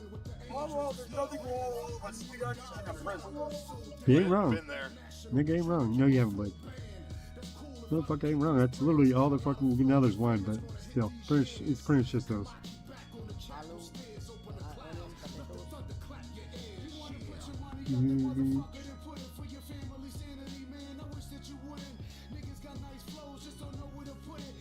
Ah, motherfucker, let's just go. Either way, I'm just gonna straight show who the fuck I really am by taking off the mask. Cause either way, I'm about to motherfucking blast your little bitch ass. Cause all you do is you sit there and motherfucking cry. Cause either way, I'm gonna sit here and motherfucking hold you up inside. My motherfucking thoughts when I'm going crazy. Cause either way, I'm gonna make sure that your bitch ass can't have a baby. Cause you're a little transgender little hoe. And sitting there trying to get fucked in your artificial hole. But fuck it, let's just continue going. Fuck it, we're just gonna sit here and motherfucking be showing little bitch asses what we do, because this is all for money, dude. But let's just continue going a little slower and a little fast. Either way, I'll still sit here and relight this fucking blunt, because it's fucking goddamn resin as fuck after that J from last night.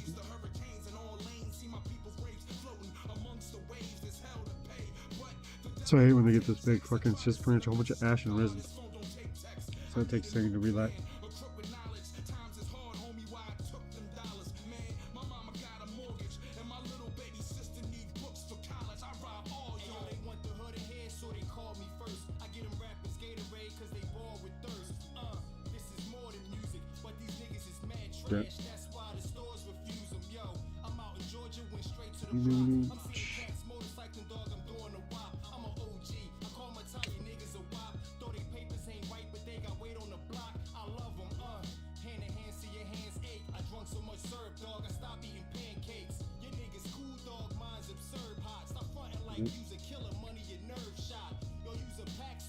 Man, I'm just a little bit low and a little bit motherfucking slow because I'll sit here and motherfucking goddamn show your bitch ass that I'm pretty fucking retarded. If you want to sit here and fucking start it with fucking me, I'll still set you down, G. It doesn't matter if it's in this rhyme or the goddamn life, but either way, I'll still motherfucking not pull out the knife. So if you come after me with a goddamn gun, goddamn son, I'm going for a blast ass gun. What? That's weird because I have everything fucking open. I believe in freedom of speech. As long as it's not called to action, because I can get in trouble for, you know, endorsing your call to action. But anything else, I don't give a fuck. As long as you don't get triggered. It's one of the main fucking things in this chat. Just don't get triggered. It's all in good fun. We don't want no one to get, you know, all fucking hyped up and sad. Even though we're just all joking.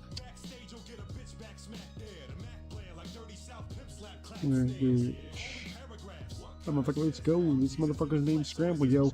He'll motherfucking goddamn scramble your eggs after coming through that last day. But from there, if he does want to keep it, he'll sit there and motherfucking scramble that shit on the goddamn stove and go get breakfast in head. Because he ain't giving that bitch any part of the motherfucking... Well, I don't know. I lost it. I mean, pretty much be like some breakfast in head. He don't give up. He just already told the bitch, give me head. No, you scramble eggs, meaning her eggs. You fertilize them, or you scramble them. And then if you want to keep it, you go and scramble the real eggs. And then you go back and get some breakfast and head. But you know, when you're eating the eggs and her back's going up and down for, you know, like this, still, you know, you gotta have your tray just right or it's not gonna sit there. Yeah, breakfast and head. Or just, you just gotta make sure you hold your head tray with one hand, go. It's gonna, you know, her head's not gonna sit in one place.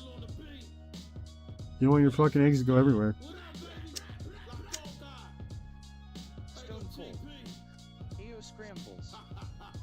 Oh, speaking of one of your unscrambled children. Should have scrambled him though. Scrambles. You literally should have scrambled that one. That's like one of those snakes that come out that are just all fucked up, like, you know, from the eggs. Too dumb to escape the shell. That's Stone Cold.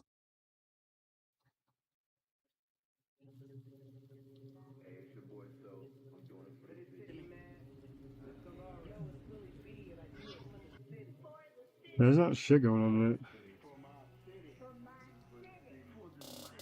Well, let's see if Lazy goes fucking live and a half. Because that's what he was claiming. So I figured I'd go live for a couple hours. It's, you know, he was supposed to say he was going live at 7. And he said, oh, okay, maybe 12. He's pulling that fuck. What was that dude's name that does that all the time? Oh yeah, S.S.H. Yeah, she probably got the coat hangered. Or is your dick that skinny and long that you could coat hanger? Because if so, that is fucking amazing, sir. Because I can only blow the sides out of a tuna can. I can't hit the back though.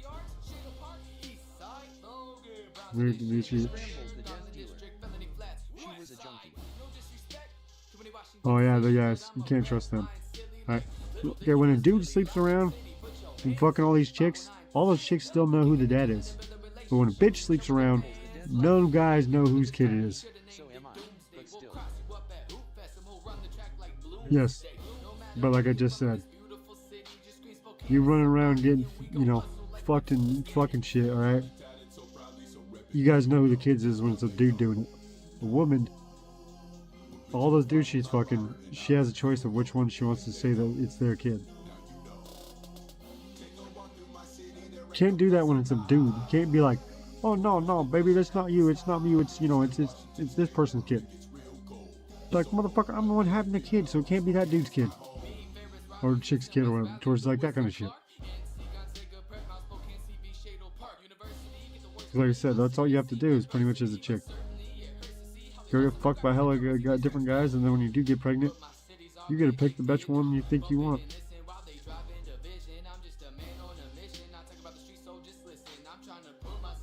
Guys can't do that.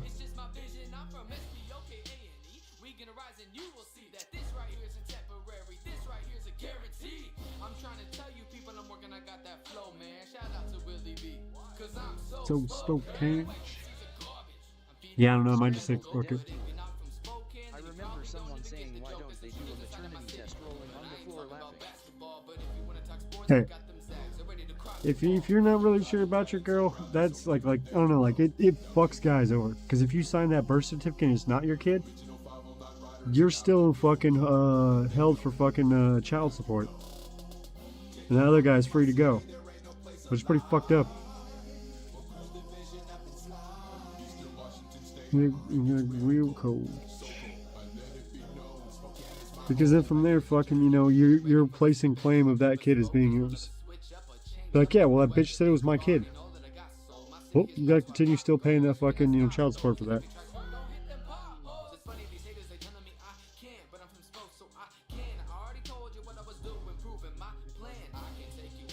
Scrambles the death dealer. That's when there'd be a dead bitch. Yeah. Like I said, it's like one of those fucking, because alright, when women know men will fucking be like, oh, that's my kid. Okay, most men will be like, hey, that's my kid, and they're guaranteedly it's their kid. Guys will actually do hella shit to go out of their way just to go hang out with their kids and everything else. It's just these spiteful women, usually 95% of the time, will sit there and be vengeance or be a bitch the whole time. So from there, it makes it a pleasant atmosphere for the fucking kid and the fucking father of the fucking shit to where they don't want to even go, because from there's more of a fucking hassle.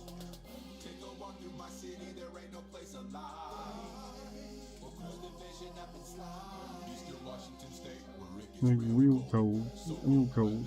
We know this is my home.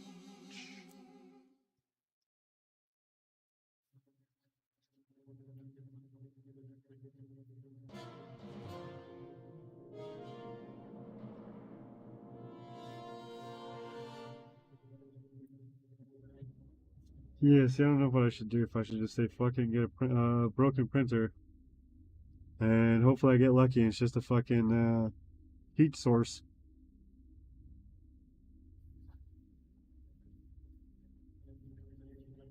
Scrambles the death dealer. My son thought I was a piece of shit most of his life. We had a long talk, and he realized his mother is a crazy bitch. Ding ding. Okay, what's the old saying? Nothing worse than a woman scorn, or whatever the fuck it is. To where, okay, dudes are cruel. Meaning that, like, we'll pretty much beat something to death, pretty much. A woman, they're vindictive. They'll sit there and try to jab you with as much fucking shit to where they can sit there and, you know, be like, oh yeah, he loves the kid, I'm gonna do this. Men don't think like that. Men aren't gonna be like, yeah, I'm gonna, you know, train my kid not to like their mom.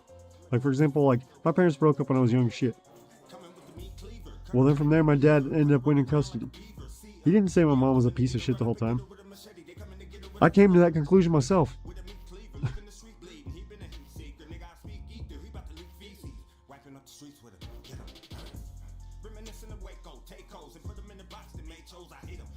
So where he didn't pre-program my fucking mind to fucking like, you fucking, you know, nah, this bitch fucking crazy as shit.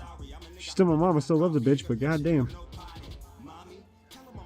You know, it's like that kind of shit to where it's like, you know, yeah, bitch is crazy. If you're gonna go hang out with her at the bar, she's gotten like several fights. So it's 2D though, but not 2D will have a reason to do it versus my mom is just trying to prove that she's tough. I'm from Walla. Try to fight people and all this other shit. Fuck. It's fucked up using a child as a bargaining chip, or Yeah. turning them against the other parent. Yeah. The only thing my dad would do, because the bitch started doing it to him, is that Christmas time they'd make sure to buy us the most fucking million and little piece fucking object, like Legos, you know, connector set, all that shit, to where there's billions of little fucking pieces. And then literally they'll fucking, you know, he'll be like, oh yeah, here, take this to your mom's house.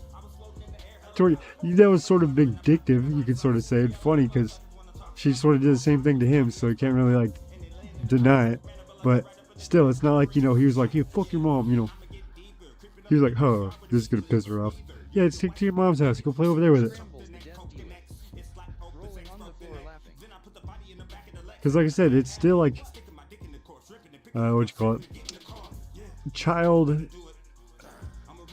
It's not even really child. It's still the fucking, what do you call it? Fucking other parent fucking trolling to where you're trolling them with that fucking way. By instead, like I said, instead of just talking shit about him, you're pretty much like, "Huh, that's gonna be fun for you." Still being vindictive, or not vindictive, but being a, dick, whatever the hell you want to call it, to where you're still fucking around. But you're not sitting there just talking shit the whole time. So like I said, that to me, it just seems like with that shit is that it's extremely petty. If you have to sit there and do that shit to, make to where your kid doesn't come to that conclusion himself. Because like I said, I grew up with my dad fucking... He didn't just say any of that shit.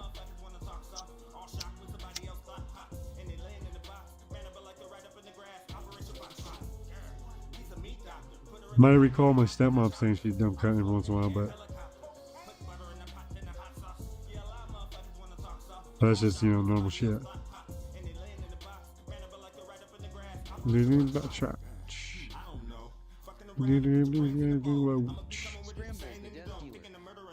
Or give them the drum set rolling on the floor laughing. Yeah, exactly. You find the most fucking annoyingest sounding, the most fucked up fucking thing,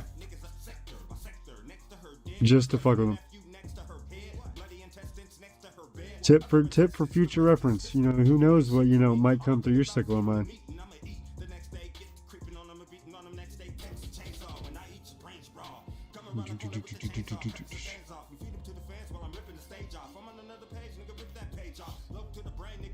Here, I bought you an antique marble set of 1,000 marbles.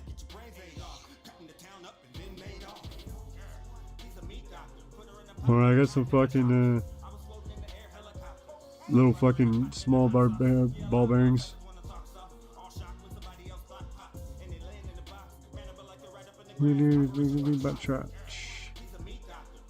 Alright, motherfucker, let's just go either way. I'm just gonna straight show your bitch ass. We know how to motherfucking flay your little bitch ass anyway. Just step back and I won't go hard. Cause either way, I'll sit there and motherfucking drop a bar. If you want more, I'll fucking do it. Cause either way, I'll sit here and motherfucking pursue it. Tell your bitch ass is motherfucking dead. Cause either way, you'll be sitting there breathing so hard. And then you stare directly at me and see that all your goddamn whining doesn't mean shit, G. But somehow I just motherfucking do. Bringing your live head back to the organization, dude.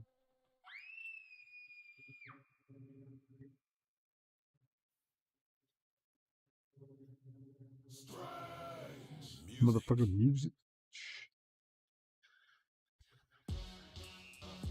Yeah, so I'm so fine fucking do it.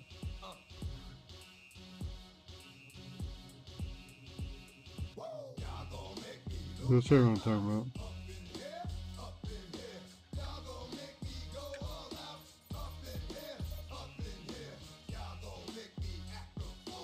Up in here, up in here.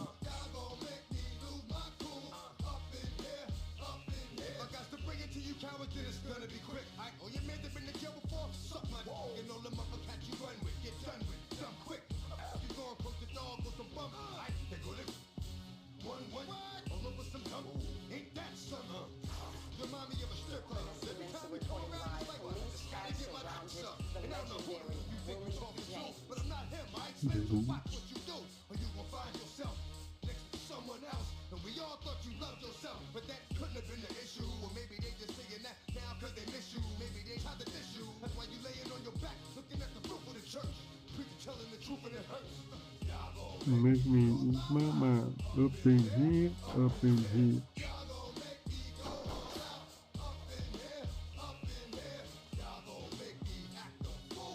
Up in here, up in here. Y'all gonna make me lose my hole. I'm motherfucking listen up. I'm just going crazy as fuck. I'm gonna sit here and motherfucking take a knife to your goddamn throat. Hopefully you motherfucking goddamn pray today, cause I'm a straight motherfucking slave. 16 or 17, I was smoking a bowl, and he's like, that's what weed smells like. It smells like mom's root rolling on the floor laughing. Yeah, like, I bet you there was a couple other smells coming out of there, son.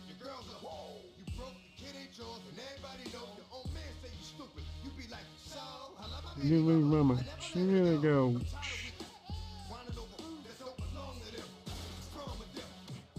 Trust me, I fucking had to fucking. My mom would take me in 2D fucking on her with her fucking crack deal. Okay, my mom used to play taxi for crack dealers so she can get free crack, right? So then from there, she'd bring me in 2D. Well, from there, the bitch kept her fucking rocks inside her snatch or whatever. So from there, fucking, she had a fucking fishy ass fucking pussy. And every time she pulled out, it stunk the whole fucking car. Well, from there, we're still picking up crackheads along the way, so they hop in, fucking, you know, ride a block, hop out kind of shit. Well, from there, I got tired of fucking, you know, getting squished, smelling that bitch's pussy. I was like, hey, I'm just gonna crawl in the fucking trunk. It was way better. It was like, you know, some fucking relief.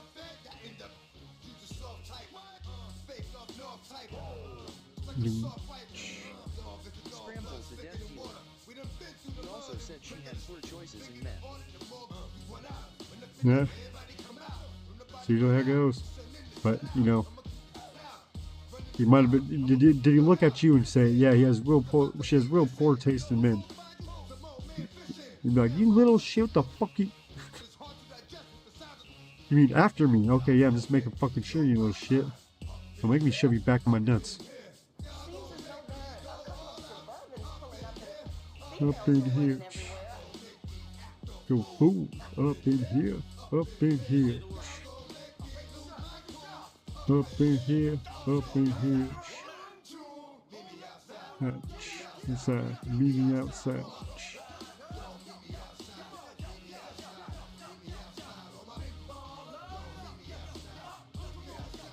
Meet me outside.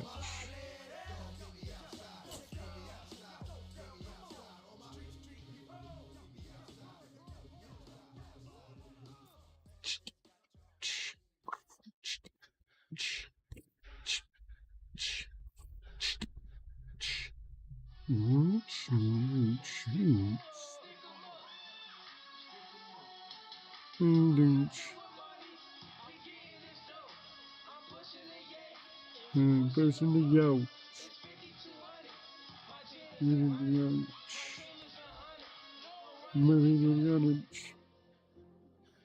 That's what we run and gunning. If you step back, you'll be seen, son, and motherfucking light, because either way, you're about to get bitch slapped today.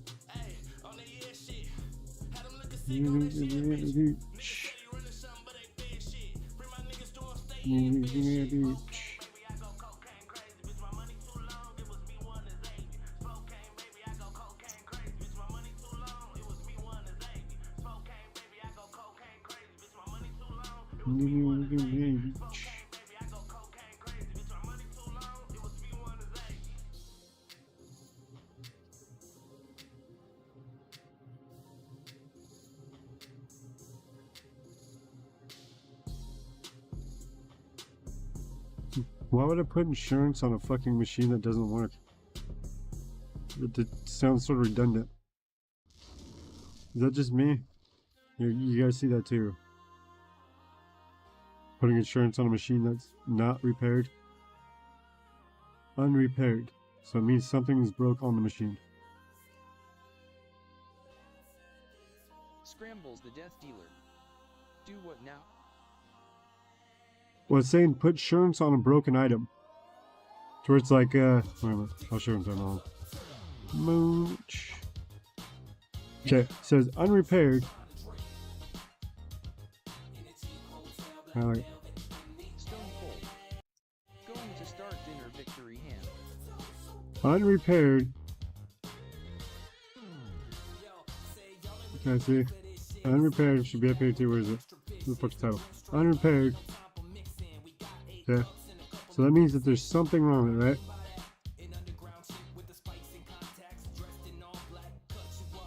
Protection plan. Why the fuck would you put insurance on fucking... Death dealer. I'm gonna microwave mine soon.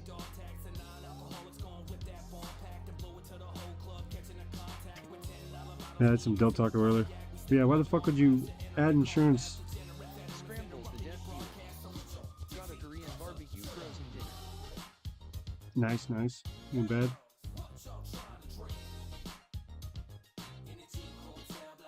Hurricane chili. So you'll be refurbished and they're trying to push it for fucking... It's the regular Ender 3.2. It's just higher. Scrambles the death dealer. But yeah, why the fuck would you... I've never had Del Taco. They aren't out my way. Scrambles the death dealer. Heard it's good. I had some the other day actually. Because we have... the town that Josie lives in, or city, wherever the fuck you want to go, it's pretty much a town. The town that fucking Josie lives in is getting eaten by the town that I live in. Well, then from there are two technically different cities. So then from there, for example, we don't have a Walmart, but when the Walmart was being put in over there, they were trying to say Seventh-day Adventist, all this bullshit. So they're really strict about what was going in, right? So then from there, fucking, we had fucking, because with restaurants, if another restaurant is owned, say KFC and fucking A&W, if they weren't fucking being fused together now, they couldn't have a fucking KFC and an A&W within like 3-block radius of each other. Well, 3 blocks is pretty much a good chunk of the town. Yeah, okay, we'll be generous. We'll say about maybe 1/5 the road thickness. Or fucking, pretty much if you go 15 rows up, you'll pretty much be, okay, we'll be even conservative. We'll say 25 tops. But going from one side to the other, I can get pretty much on foot within an hour to pretty much my house to Lazy's. If I have a bike, I can do it in like 15 minutes. Car, 3. 5 tops. It's not very far. But still, like, the point is that they have one over there across the street from the fucking Walmart over there. But then from there, they just installed one up on by my place or whatever. And fucking, we had it the other day when it first opened or whatever. But then from there, it wasn't bad. It was better than Taco Bell. Okay, Taco Bell. Okay, I'm a picky ass fucking eater, so let's have like, say, meat and cheese on the taco, right? Well, from there, it's sort of like with Subway, to where if you don't add lettuce or anything else like that, it looks all skimp and shit, right? Well, Del Taco, at least this time, they fucking, filled it halfway up full of meat and halfway up full of cheese. So pretty much the whole taco shell had fucking, substance in it versus just the 2 fingers depth of fucking Taco Bell's. Just be putting in there like, oh, it's good enough. Scrambles the death dealer. I know Taco Bell is trash, but I still love it. Yeah, it's good every once in a while. You will be buried in this field. But yeah, see, why the fuck would you put insurance on this shit? Because they're broken. So if they're already broken, why the fuck you putting insurance on it? Maybe it's for someone stealing your broken shit? But why would it be a year? I can only warn you that it will be your blood, not ours. Evil is anointed, get Scrambles the death dealer. I want a tattoo of the 1985 to 1993 Taco Bell logo. With the dog next to it.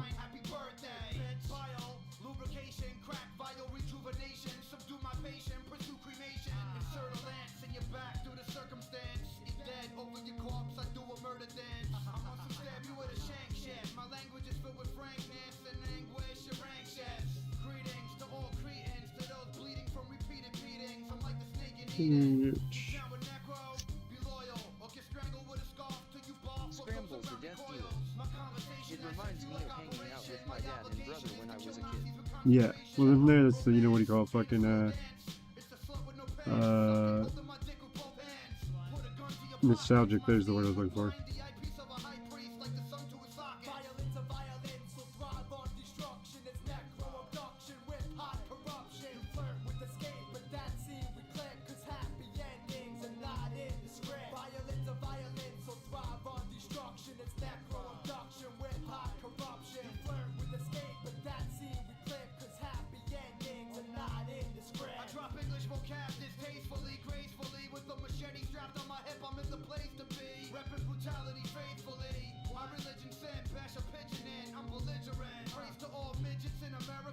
Johan, what the fuck is it? Item repairs or full fucking price back to you if they can't be fixed. So on right here it says, oh, that's refurbishing. I thought it said fucking unrepaired or whatever.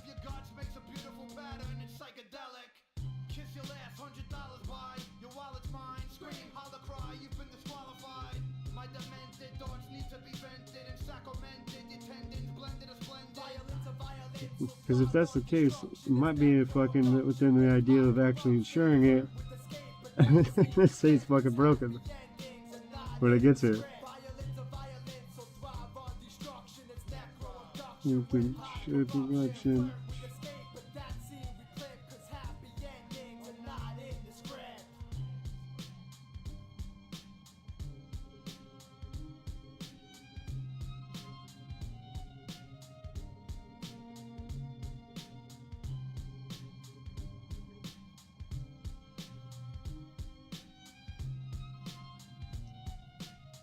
So that's what I'm on the fucking fence for. They said, I'm just not really fucking sure, god damn it.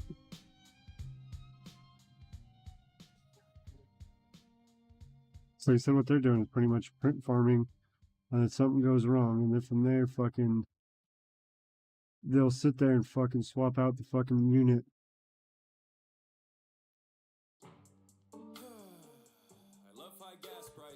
Okay, the heavy these things are, it's guaranteed at least not $10. Shit, it's not on there.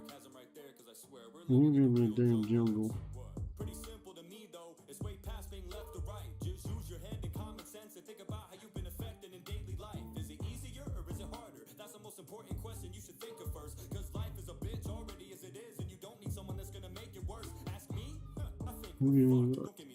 Everything sucks. You've gone outside, have you been to the store? Have you compared He's falling back yet. do you drive a car? Have you pumped gas? After crying. Sucks ass. You could brush it off. I'm gonna put The death dealer.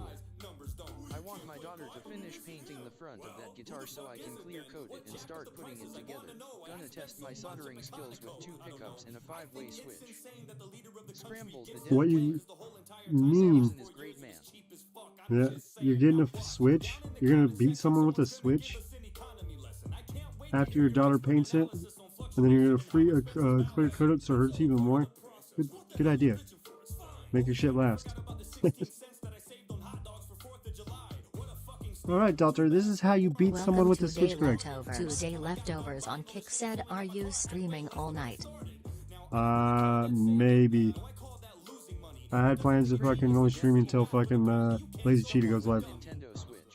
No, like Switch is like, you know, a stick from the backyard. About yay big. You used to be able to beat your wife with it. And it's perfectly legal.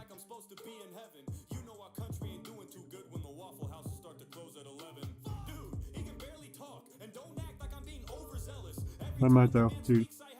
2 days. Scrambles the death dealer. AHH. The good old days. Yeah, the good old days. couldn't be thicker than your thumb. 2-day leftovers on Kick said stay live when he goes live. Alright. You guys heard him. 2-day leftovers on Kick said I want to watch you. Oh, you wanna watch me, huh? Why do you want to watch me? I'm pretty retarded, G. I don't understand it, but fuck it, let's go. Shout out to your little bitch ass hoe for sitting there and motherfucking watching me. Somehow I couldn't understand it, G. So I'm just a retard that sits there and goes, but either way, fuck it, it's a shit ass flow. But let's just say that I did go motherfucking offline. Just don't sit there and be all sad and start to whine. But yeah, I need you guys to communicate. We're gonna rate a chat one of these days. I don't need some bitch getting an attitude with me. Okay, that's the difference between women when, like, say your parents are growing up, grandparents, 2-day versus leftovers now. on Kick said what are you looking up? If I should just buy a broken printer and then get pretty much a lot of spare parts, and then the part I need to fucking fix the printer because the belt broke. So from there, instead of just buying a belt, I figured I'd just buy a whole fucking broken unit. Or I could say fucking buy that part, and then from there fucking a couple upgrades. But if I buy one of these broken printers, then from there I'll still get the part I need, but then from there I'll just double up everything I have. So usually it says it's a minor thing that's wrong with it, so from there it's probably going to be a hot end. Worst comes to worst, it's the motherboard, but then from there it's easy fix. Shit like that, to where it would be a quick number 2 printer to get back going. Worst comes to worst, I could always say fucking just strap a fucking laser to it. So then from there I could just say fucking get, you know, an engraver and a fucking printer.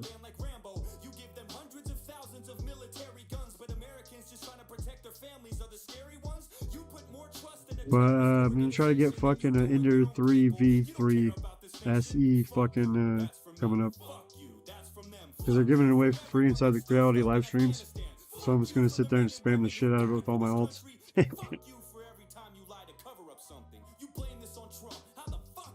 Let's see, about $100. Free shipping, usually. Scrambles the death dealer. That guitar I recently got, I pretty much stripped it for parts. Yeah, see, that's what I was saying with one of these.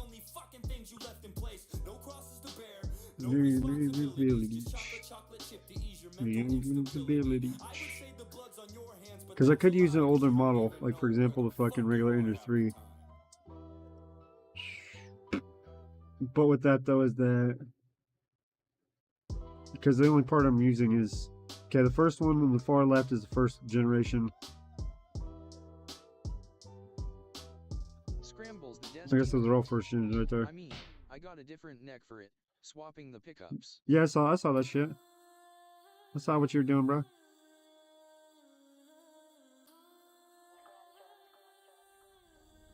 And from there, you're like, after you clear coated the back or whatever, where you're fucking painting it, and the back, or your daughter painted the backside and you're trying to fucking seal it.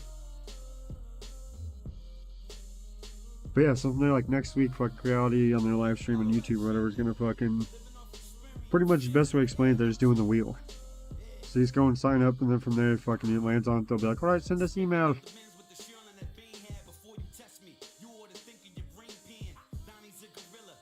But I just don't want to use the same fucking, for example, I have a couple alts that are quite similar in the emails, to where they'd be like a dead giveaway. Instead of having a whole bunch of the fucking oddball ones, to where fucking, it'd be harder to say that I fucking, you know, rigged it. Because that's what I'm gonna do, boys. I'm just gonna flood the shit out of it.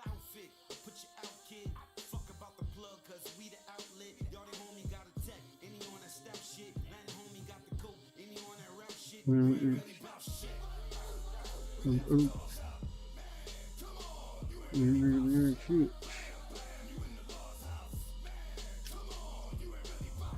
Fucking hate these fingers, like, so they go out. Actually, before I relight this, I'm gonna check it. Alright, motherfucker, let's just go. Either way, I'm just gonna straight motherfucking goddamn grow. My motherfucking words in play. Instantly motherfucking gay. Head broke off and was professionally glued back together, but it is smooth AF. Thumbs up. It's glued? Are you sure it's glued? Are you sure they just didn't fucking goddamn, you know, semen weld?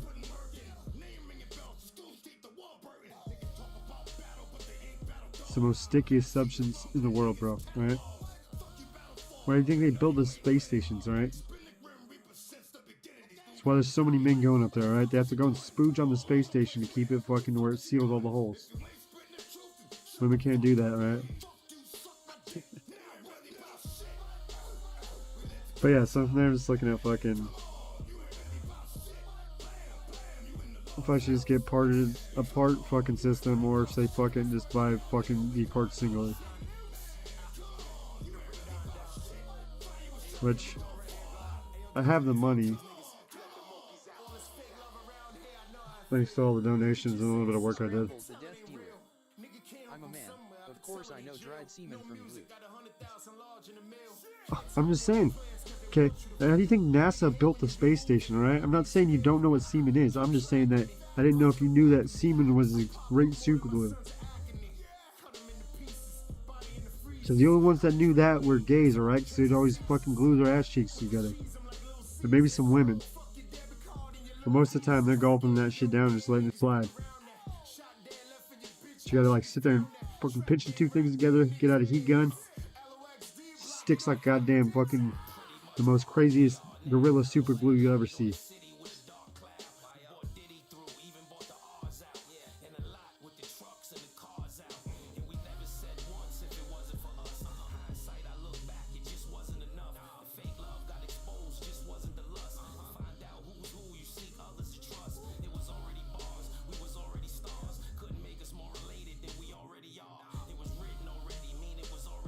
Scrambles the death dealer.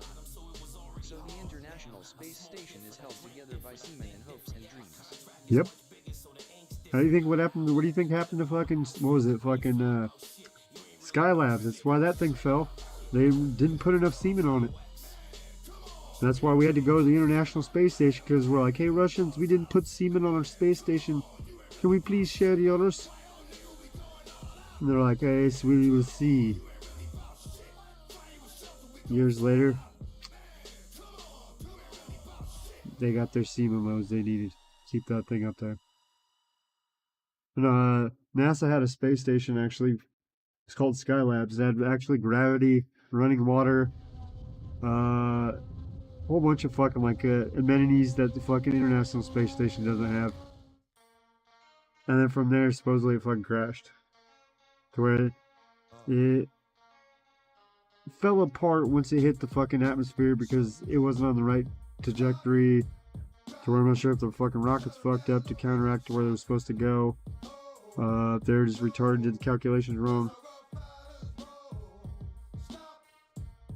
But that's pretty much what happened. Watch, let's go fact check. How the fuck can you create gravity? Spin, like the Gravitron. You've been on the Gravitron at the fair? What happens when they spin? What happens, huh? You get stuck to the wall. Imagine the guy in the fucking center of the Gravitron, how he could fucking sit there and defy gravity. All within ease because of how fucking it was built. Oh yeah. Scrambles the death dealer. Oh yeah. Come down, open up shop. Riders roads.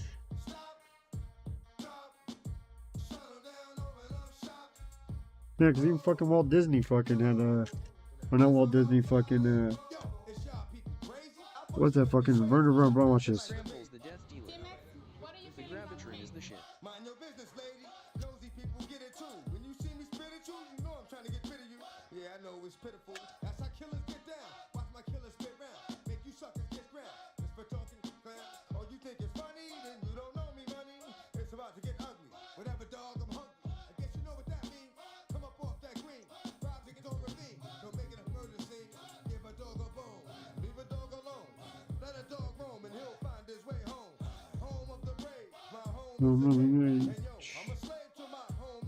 That's fine.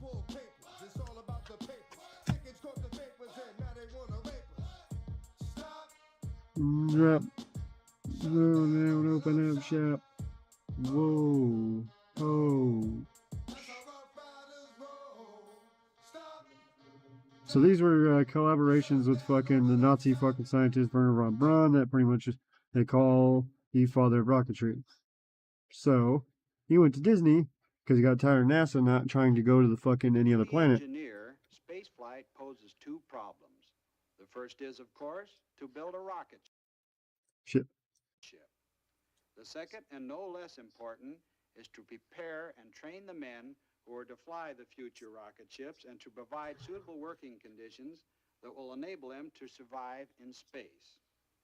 To help show you what is being done to solve these problems, we have called upon one of the foremost exponents of space travel, Dr. Werner von Braun, who is at present the chief of the Guided Missile Division of the Army's Rocket Center at Redstone Arsenal. He was also overall director of the development of the original V2 rocket. The original creator of the V2 rocket. They're not saying that fucking, it's a Nazi rocket. Compared to the unmanned instrument rocket, it is quite large. But the overall size and weight of the rocket that sort of looks like the Heavy Falcon or whatever fucking Tesla's making. So it's the top section. Dictates the amount of fuel and the numbers of motors needed to produce enough power to equalize the gravitational pull of the Earth.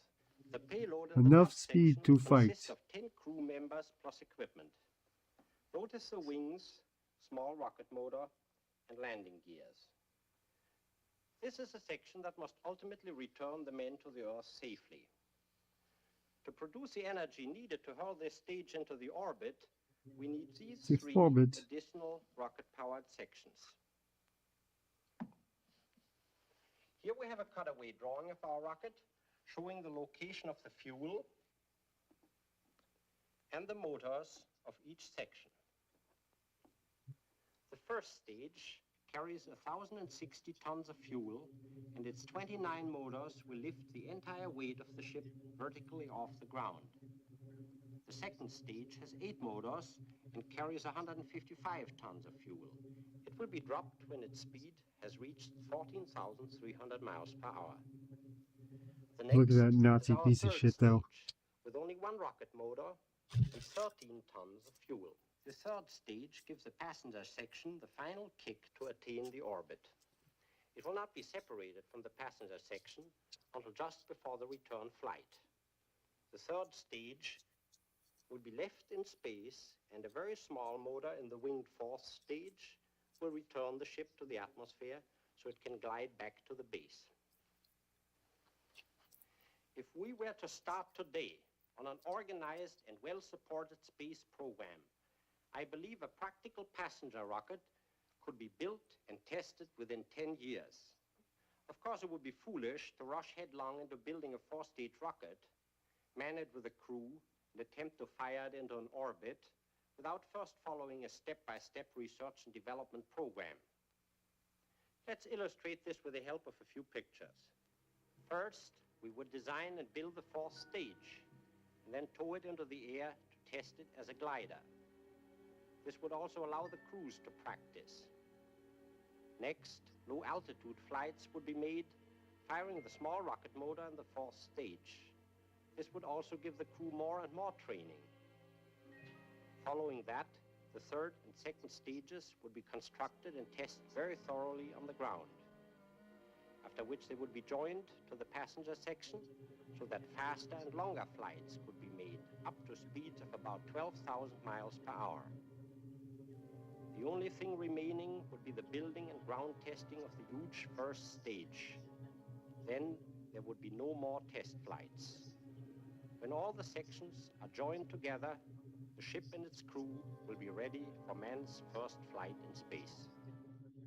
Here to reveal the trip around the moon is the chief of the Guided Missile Development at the United States Army's Redstone Arsenal. When the guide ship reaches the correct position in the orbit, the cargo rocket is fired. Move back to make way for other supply rockets soon to arrive.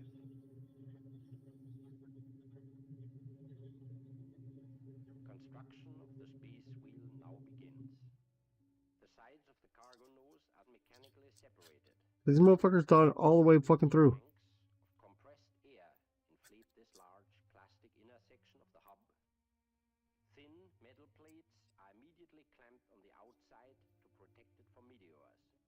The first workday in space draws to a close. Every 24 hours, another cargo rocket will arrive in the orbit.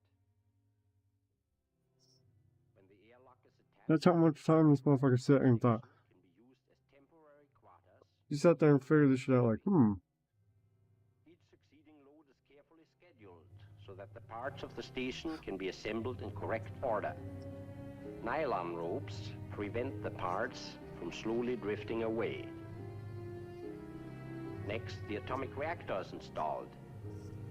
The wheel begins to take shape now as the three main spokes and rim sections are joined together. motherfuckers already thought of this shit. Condenser pipes are fitted next so that the atomic reactor may be put in operation.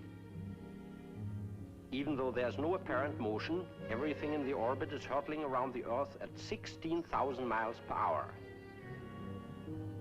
The shell of the station is completed. Now comes the delicate task of installing instruments and the multitude of equipment inside. Finally, two small rocket motors on the rim, lasting for a few seconds, will set the wheel in permanent motion to revolve 3 times a minute. As life on the station settles down to routine, the large reflecting telescopes will begin their work. These giant eyes relay pictures to television screens inside the station. One telescope photographs the surface of the Earth. Another keeps a constant watch on the Earth's weather, while the third is trained on our next objective, the moon.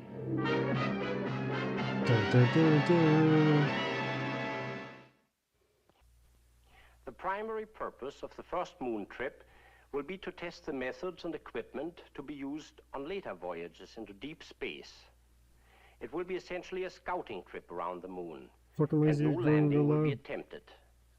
To understand the plan of the trip, let us use this model. Oh, she's using a Here is model. the Earth with the moon circling around it. Since the first half of the trip will take 5 days, we must aim the ship well ahead of the moon. You fucking so lie, that we guys. both arrive at about the same point in space at the same time. Here we have a scale drawing of the Earth with the moon 240,000 miles away. This is the elliptical path which our rocket ship will follow, going out and coming back. For the rocket to leave the orbit of the space station, its speed will have to be increased by firing the rocket for a brief period of 10 minutes. The ship will then coast for 5 days. The Earth's gravity begins to slow the rocket down until 121 hours later, at a point within 60 miles of the moon's surface, it will begin to fall back toward the Earth. Gradually picking up speed, it will take another 5 days to coast back to the space station. This model will show you how our future moon rocket ship might be designed. It will be 53 feet in length, has no wings or tail surfaces, because it will be assembled and operated only in the vacuum of space. This is after fucking NASA. You already left NASA. We are adapting Because the NASA didn't want to go to the one moon. of the Earth to space station passenger rockets. To the nose, we have added a small atomic reactor, which will drive a steam turbine and furnish electricity for the ship's instruments. This shield will protect the crew members from dangerous radiation. The ship's crew of 4 men will be placed 2 in the front and 2 back here. This is the directional radio radar antenna. Just the time and effort to set through and build Located this fucking underneath model. is the airlock for a spacesuit. The suit can be entered from inside the ship. Clustered around the rear of the ship are the 7 extra fuel tanks filled with hydrazine and nitric acid. All but the centrally located tank will be released when empty near the end of the return trip to cut down on dead weight. Even though we now have the theoretical knowledge to make a trip to the moon, it will be many years yet before our plans can fully materialize. Many years. However, let us imagine for a moment that the many problems have been solved, and that If this after fucker was completing alive our and space fucking station, we are Elon ready Musk to started getting into begin our SpaceX, first probably would voyage already been into the moon. around the moon. Probably already been to Mars. Ladies and gentlemen, through a worldwide network Because of you have to radio go and to television, we the are moon bringing you before an Mars because on-the-spot of the jump account point. of the first It's easier to build shit expedition in around the space moon. than it is to build on Earth. So you pretty much Here do at like Space exactly like Station it did number this to 1, where it built the 1,000 miles fucking shit above on the the Earth, the outside. final preparations have all been made. Except for the time the rocket is on the other side of the moon, our radio and that of the station will be in constant communication with the ship during the 10-day voyage. As the moon ship stands by, the all-important pressurized spacesuit enters the rocket's airlock for the last time. During the trip, it'll be used only in the case of emergency. The captain is the last man to come aboard. He will direct the entire expedition from his position at the front of the ship. I'm stationed. I'm in Port Harbours. The navigator with his specialized instruments is responsible for plotting the unmarked path through space. Put this much The time and radio effort to try to operator must fucking maintain make it to constant where communication with the it Earth was and the making space me, station. what do you call it, fucking, Finally, the rocket ship's motor and people of other the United States mechanical wanted to functions do will it. be the responsibility of the engineer. So it's propaganda, but it's propaganda that didn't really After work very final well. instrument check, the ship's crew lock themselves in position for the blastoff. Now, only minutes remain until firing time.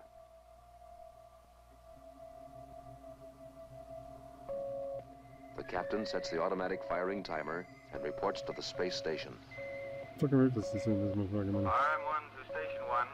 Firing timer is engaged. We will begin power maneuver for departure in exactly 16 hours, 23 minutes, 47 seconds. Roger, RM1, 16 hours, 23 minutes, 47 seconds, over. Crew will secure and stand by for firing in 84 seconds. Acknowledge. Navigator, check. Radio, okay. Engineer, check. Yeah, it's funny how they have the fucking microphones attached to their chin straps.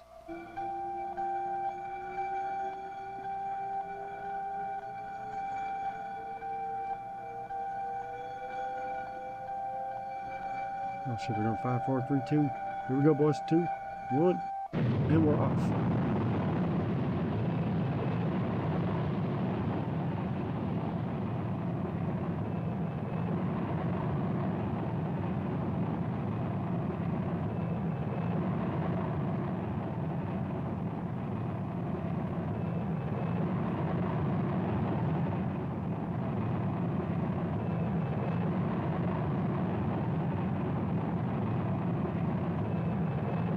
Captain, to engineer, give me a Form 27-1 report. Over.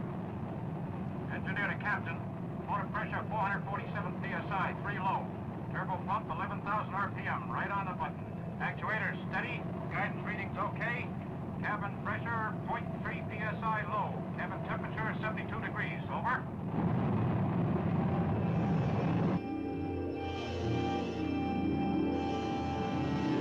Scrambles the Death Dealer. Holy mystery. Over and under.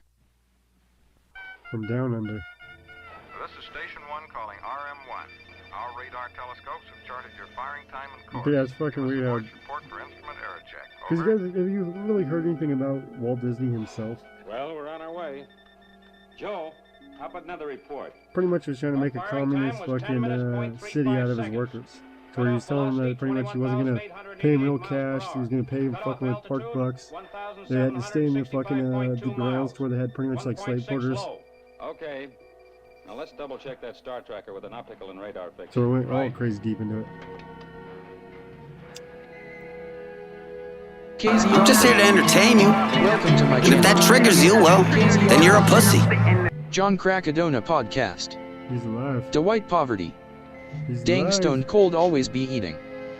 KZ Yeah, Auckland. eating these nuts. I mean join. Shows 0.7 miles below, 1.2 miles left, and 0.3 miles ahead of standard. Why? I don't join any podcast. Dwight Poverty. Foot Krakadona. Sounds good. Bill, let's transmit all your tape reports to the station. I do me. If I don't want to, then I'll be like, fuck you, G. I'll do my motherfucking way. Cause either way, I'll sit here and spray. You know, bitch ass with so many rounds. Cause either way, I'm about to blow your motherfucking mind. Motherfucking vertebrae out. Cause either way, it's about time for you to go and get some motherfucking clout. That's the only thing you go on your podcast and try to suck. Either way, it's just retarded as fuck. Cause earlier, I'm pretty sure that nigga was pulling out his nuts to show Joker. Cause he wanted to fuck. I have no real clue, because man, that dude was straight showing some goddamn dude motherfucking set, because either way, for me to tell the truth and wreck. My motherfucking gun, aim for the TV and shoot, son. The ship is traveling at 9,400 miles per hour, and deviations from the intended flight path have been so small oh my god, the captain reports no corrective power maneuver has been necessary as yet. We are happy to report all the crew are in good condition. But it's fucking weird with this shit. Like I said, this is fucking Werner von Braun, fucking guy that made fucking Nazi rockets, and Walt Disney pitching the idea to go to fucking the moon. Check the console, Joe. Try to pick it up. So where there was no backing besides those two. So we talked Walt Disney to fucking pretty much, you know, they need to get off the planet. Dropping fast. It's number 2, all right. Joe, put the air blowers on emergency power. Frank, So where they had to make a fucking script, all this other shit, to where they couldn't just, we call it fucking, use fucking correct fucking, you know, just the science-based, so they actually had to try to make drama and all this other shit, and show how it worked just in case of emergencies. RM1 calling Station 1. This is Station 1. Go ahead. At 51 hours, 22 minutes elapsed flight time, registered hit by a small meteor. Puncture between Station 51 and 52, upper bulkhead of nitric acid tank number 2. Repairs are underway. That's the weirdest fucking spacesuit too. I don't understand how they thought that was a good idea.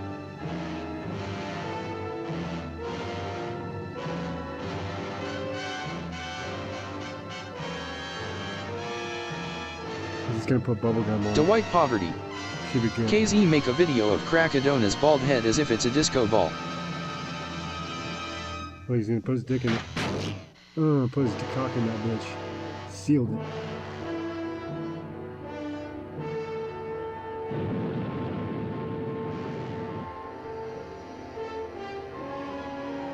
Heroes returning to his ship.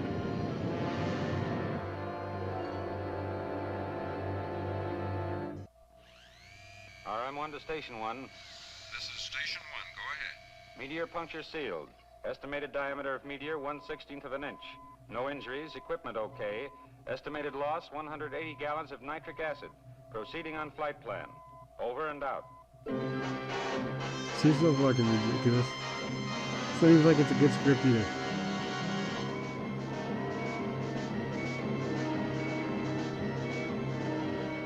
Station 1, this is RM1. At 110 hours, we are beginning measurements at rim of the moon for accurate position fixes. We are now picking up the unknown side of the moon. Bill, Oh shit, give me the an dark altitude side. reading. The dark side.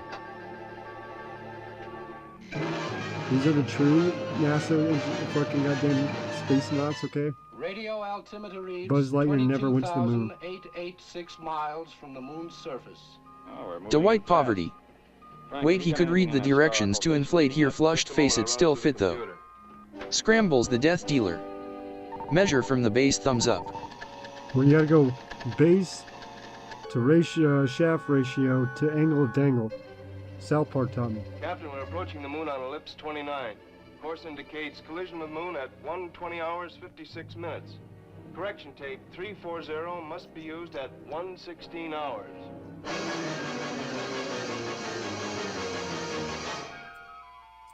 As the So fucking 116th ridiculous. hour approaches, the navigator must act quickly to avoid a collision with The the moon. navigator. He starts the tape selector, Quick, which will automatically navigator. correct the rocket's course by firing the motors for a precise number of seconds. Anyway, it still goes on for like another fucking... Fucking almost an hour. RM1 to Station 1. At Before 116 hours, it goes to another half hour. conducting Because we've already been power watching for like a maneuver fucking hour. on A half hour. 340. Out. So it's about like an hour-long fucking thing they made. The limitless depths of space and solve the mystery of the red planet Mars. Okay, they're talking about going to Mars too. Scrambles the Death Dealer. This reminds me of the 60s Godzilla movies. That's exactly when it was made.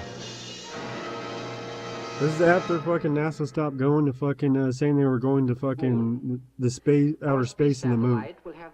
So Werner von Braun got all pissed off, that guy, and left fucking NASA and went to fucking Walt Disney. Pretty much was asking Walt Disney pretty much to help, so he could try to draw fucking what do you call it, fucking publicity. Turbo generator, which supplied the station with electricity. Access to the station will be through an airlock in the hub. The 3 large spokes are elevator shafts, and the small pipes are used as condensers for the turbo generator and the air conditioning plant. The entire wheel will slowly rotate at 3 revolutions per minute. The resulting centrifugal force will produce an artificial gravity for the men in the rim. Notice that the floors are placed so that the men stand with their heads towards the hub. The wheel is divided into 9 sections. The first section is headquarters and communications. The next section will be for Earth weather observation and prediction. Military reconnaissance experts, aided by powerful optical and radar telescopes, will observe every point on the globe as the space station makes its complete trip around the Earth every 2 hours. Every 2 hours? Next, the emergency hospital section. And then the astronomy division, where men will keep an eye on the rocket ship as it makes its trip around the moon. The rest of the space station will house calculating machines, maintenance facilities, air conditioning equipment, living quarters, and even a botanical and zoological laboratory. This entire space Scrambles the Death Dealer. prefabricated The globe. and tested on the ground. The globe. After dismantling, it will be transported in pieces up to the orbit. For the difficult job of reassembling the... Here to reveal a plan for a trip around the moon is the chief of the guided missile development at the United States Army's Redstone Arsenal. Cargo ships will be unmanned. Yeah, see? They're crazy, bro.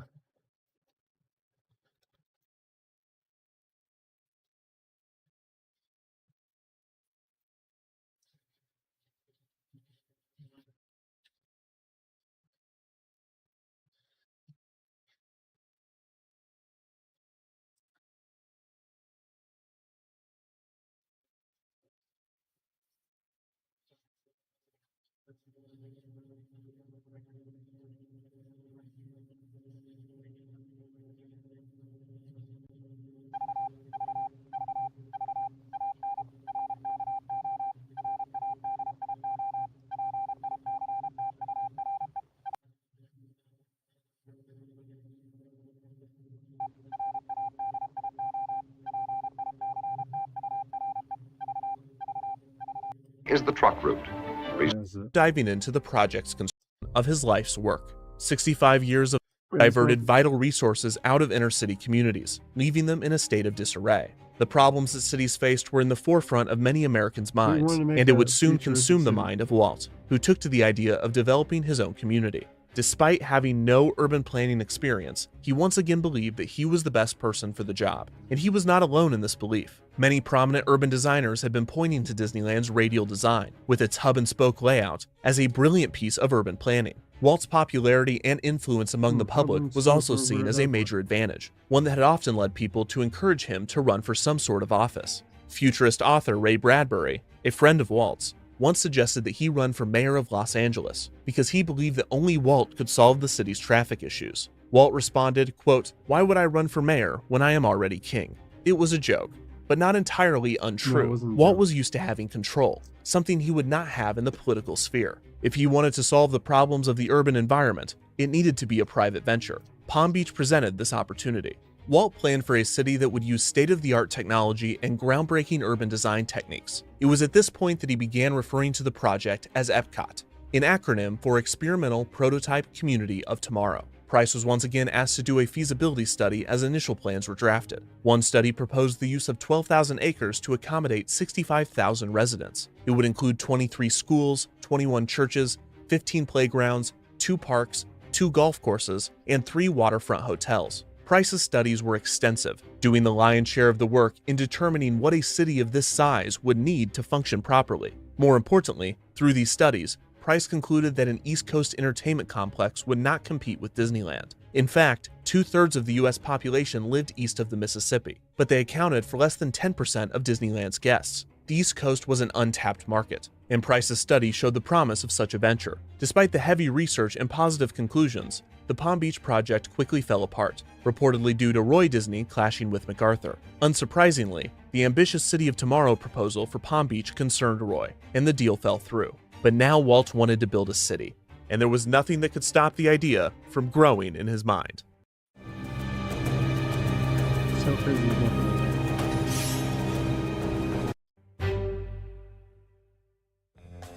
By 1960, with the Palm Beach plans abandoned, Walt was beginning the early stages of work on pavilions for the 1964 New York World's Fair, another major step toward Epcot. While the East was an untapped market, it was unclear if the population was open to being tapped by Walt Disney. Plus, Disney was building pavilions for major corporations like General Electric and Ford, and he believed that these type of corporate partnerships would be the only way for a project as big as Epcot to work. Walt hoped that major American companies would help construct Epcot, set up a facility within the city, and employ the city's residents. The fair also gave him the chance to work with the man that was considered the most influential city planner in the world at the time, the fair's president, Robert Moses. When Walt showed Moses his early plans for Epcot, Moses was amazed. He believed that Walt's plans would lead to the first accident-free, noise-free, and pollution-free city. This was ironic, as Moses' approach to city planning was the opposite of Walt's. Moses had focused on adding more and more expressways and highways to the densely populated New York City, creating many of the problems Walt was trying to rectify with Epcot. Walt would not have to worry about Moses, though, as New York had already been crossed off of the list of potential locations. By 1963, Walt was deep in production on the World's Fair pavilions, but he was making time to search for a location for Epcot. Walt had Price study numerous potential venues: Washington, D.C., Colorado, Baltimore, and New Jersey, among others. Price was also busy studying a spot for a ski resort in the Sequoia National Forest in California, and Walt was in talks to construct an indoor theme park in St. Louis. Walt was adding projects at a rate faster than ever before. He mentioned to Price that all of their projects would, quote, keep the organization busy for 40 years. Longevity bred legacy, and legacy was on his mind.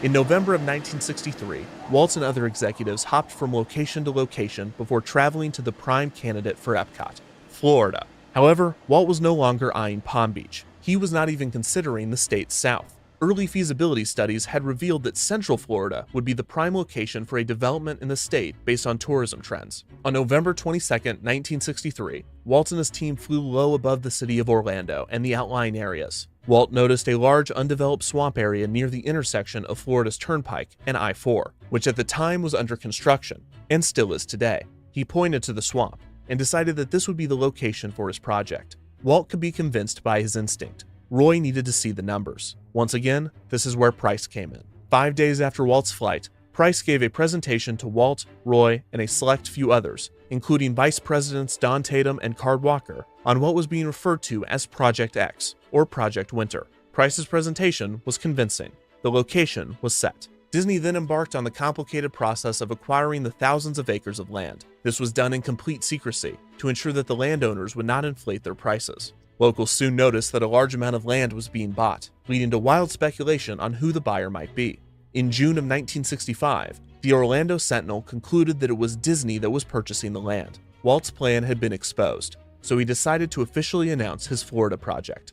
On November 15, 1965, he held a press conference alongside Florida Governor Hayden Burns. The press conference was rushed, and Walt was clearly in the early stages of development on the project. He announced very little, but he did note that he intended to build a new theme park and a City of Tomorrow.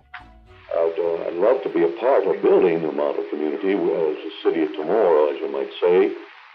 I'm not against the automobile, but I just feel that the automobile has has moved into communities too much, and I feel that you can design so that the automobile is there, but still put people back as pedestrians again, you see.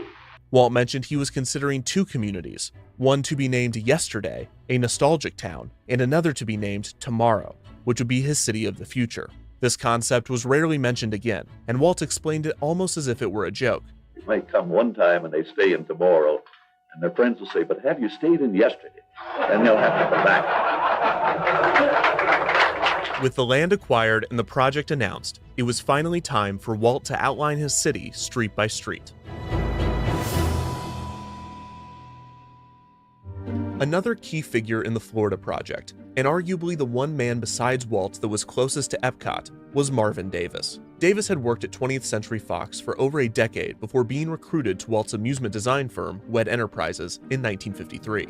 Davis was given the immense task of master planning Disneyland alongside Walt. Together, the two pioneered the single-gate concept, as well as the hub-and-spoke layout of the park.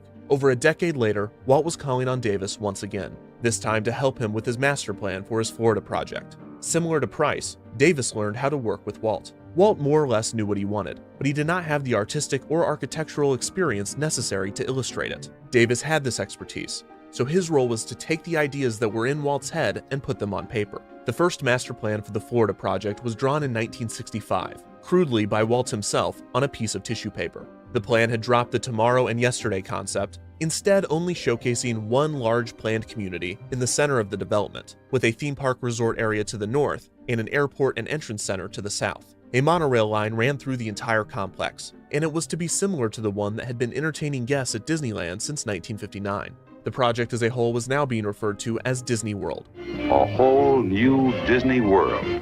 Walt continued to sketch plan after plan, sometimes handing them to Davis when he was done, other times throwing them into the trash, forcing Davis to rush to the bin to view Walt's progress. Walt took in many inspirations for his designs. He was fascinated by Stockholm, Sweden's satellite towns, which were planned developments with a high-density center surrounded by a low-density belt, with a central rail line running through it. Walt also read books from prominent city planners, such as Victor Gruen's The Heart of Our Cities and Ada Louise Huxtable's article, Out of a Fair, the latter of which studied the proposed plan for a World's Fair in Washington with a unique design. Walt read Garden Cities of Tomorrow by Ebenezer Howard, and it was believed that Walt was influenced by the Chicago architect Daniel Burnham, who had famously designed the 1893 Columbian Exposition in Chicago and sparked the City Beautiful movement, which emphasized the importance of the visual nature of a city along with its practical functions. Walt was also heavily influenced by the World's Fairs that he had visited and contributed to, taking notes not only from their architecture and layout, but their attractions and accommodations as well. Throughout 1965 and early 1966, Walt, Davis, and a few other Imagineers worked to create the preliminary plans for Walt's experimental city. A special room was set aside at WED Enterprises in Glendale, with a 16-foot ceiling. Davis plastered his massive renderings like wallpaper throughout the room. The plans that the small team drafted for Epcot throughout 1966 were not concrete, and Walt expected many aspects of the designs to change. But what was planned, drafted, and mocked up were certainly the most bold, stunning, and unbelievable ideas that Walt had ever dreamed.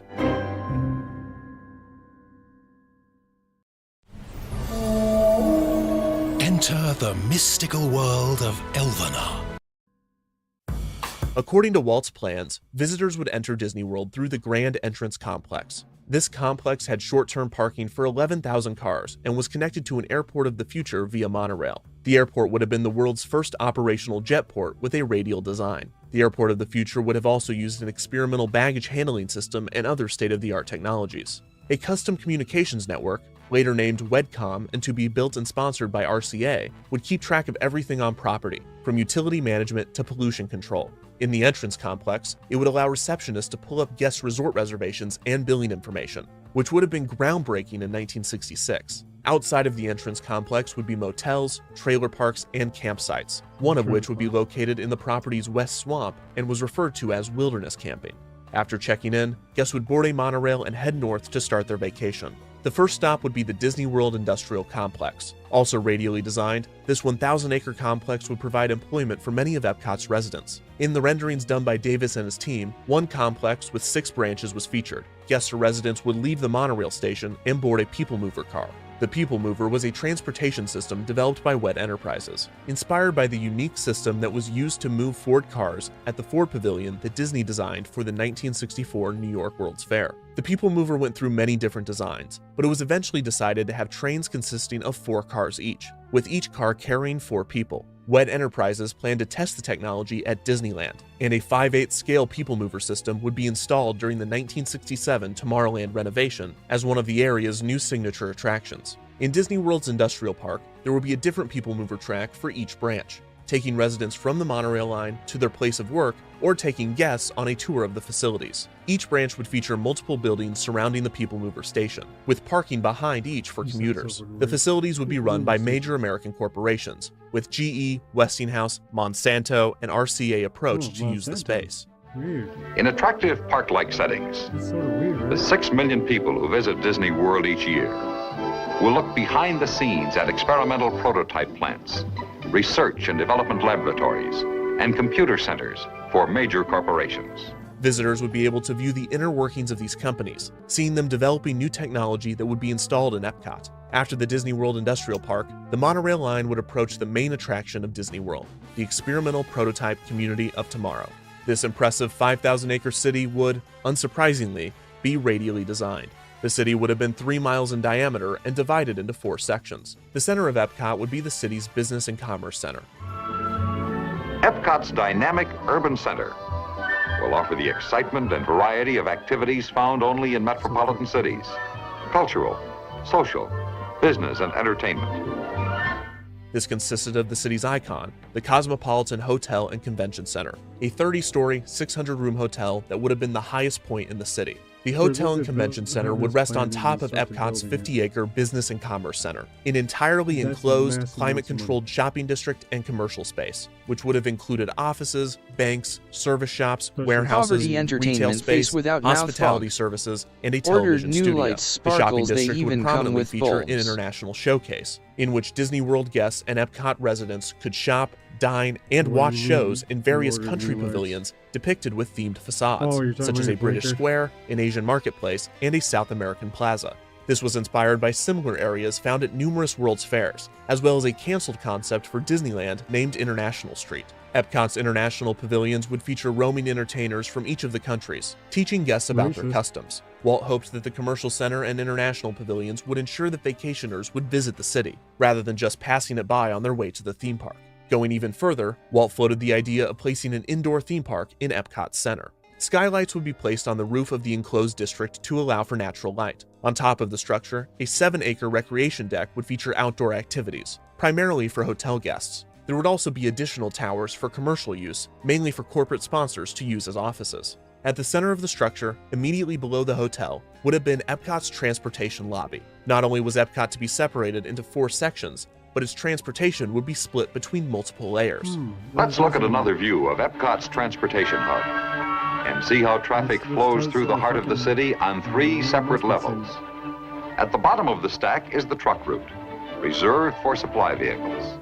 The middle level is the automobile throughway, exclusively for cars.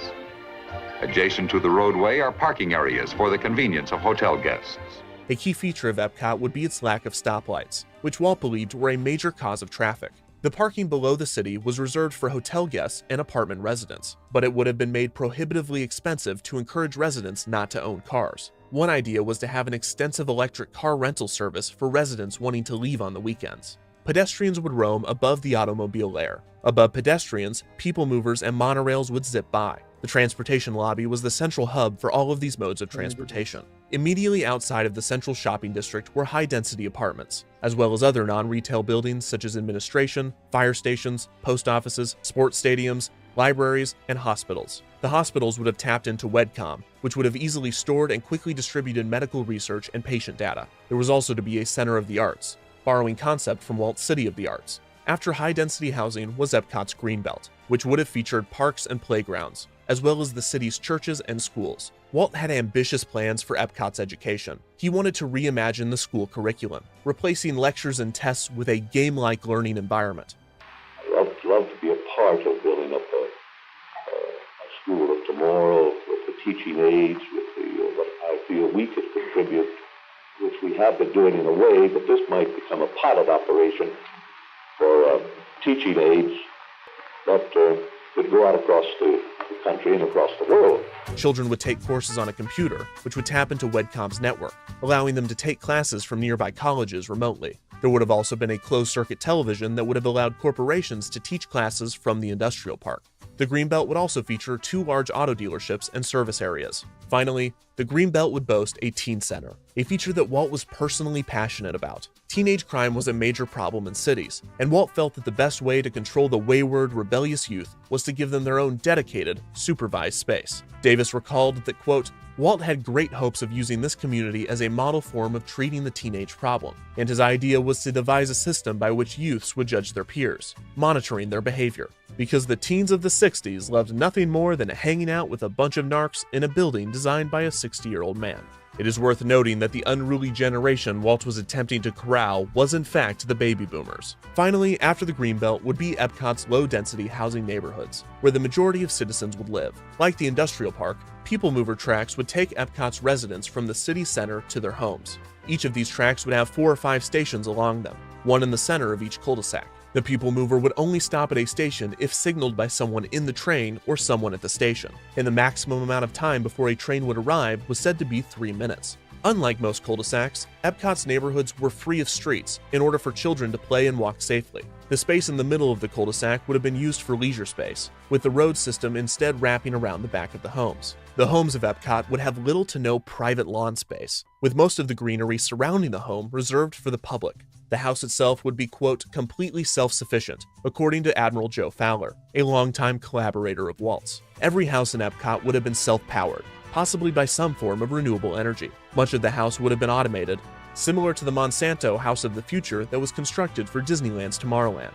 Also, throughout Epcot, a series of underground tubes would carry trash from each home and building and transport it directly to Waste Management Services, a technology called Automated Vacuum Collection, or AVAC. This was inspired by Walt growing annoyed with the garbage trucks outside of his own home waking him up at night. Closed-circuit television would also be wired into the homes, allowing residents to watch sports, entertainment, and school activities taking place on the Greenbelt. The key component of Epcot was Walt's requirement that every resident have a job. Walt said, quote, there will be no retirees, because everyone must be employed according to their ability. One of our requirements is that people who live in Epcot must keep it alive. Everyone who lives here will have a responsibility to keep this community an exciting living blueprint of the future. Sometimes a second satellite community of Epcot was depicted in the background of concept art or to the east on master plans. At one point, Walt was considering this second community to be a place for Epcot's residents to live once they had retired.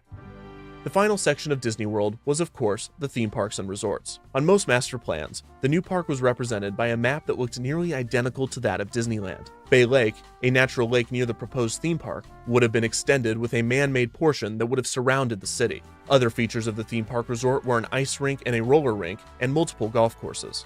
Walt viewed the theme park as a necessity to get funding for the project and to get vacationers into the complex. But his passion for the second theme park only went as far as it could help the development of Epcot. When pressed about making plans for the new theme park, Walt reportedly said, quote, I want to do Epcot.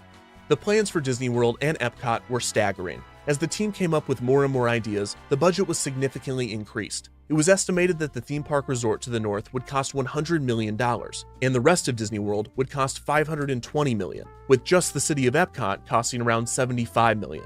Walt planned for Epcot to have 20,000 residents, but he eventually wanted to grow the city to as many as 100,000 residents. It was also projected that Disney World would see 6 million vacationers per year. Walt, Davis, and the rest of the Epcot team continued research throughout 1966, with Walt constantly coming up with new ideas for the city. Sometimes the radial plan was perfect and rigid. Other times it was depicted as a natural spiral, like a flower. On a factory tour with Davis, Walt saw a photoelectric sensor used to assist blind people. This gave Walt an idea, telling Davis, quote, we'll have one little village that will have an underground trolley like they have in France. We won't have a motorman, except one of those devices. This device will detect somebody in front, and it will either slow down or stop the trolley. Walt was obsessed, and his team was inspired. Davis said, quote, I spent weeks and weeks developing this plan that I thought was damn good. And maybe it was. Maybe Epcot was possible.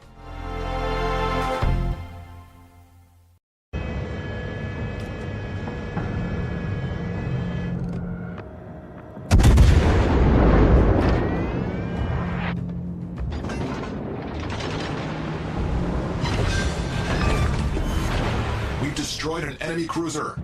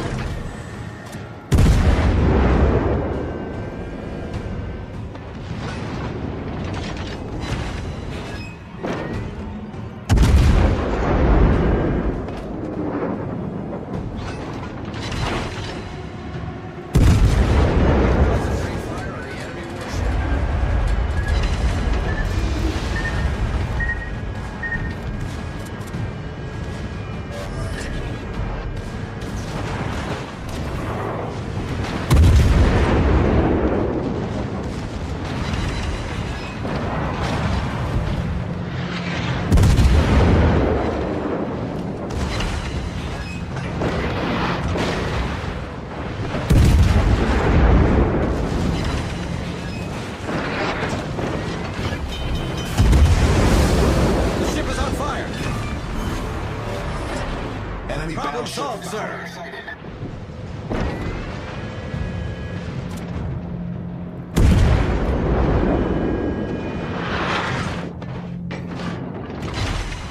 All stations, reporting strategic target.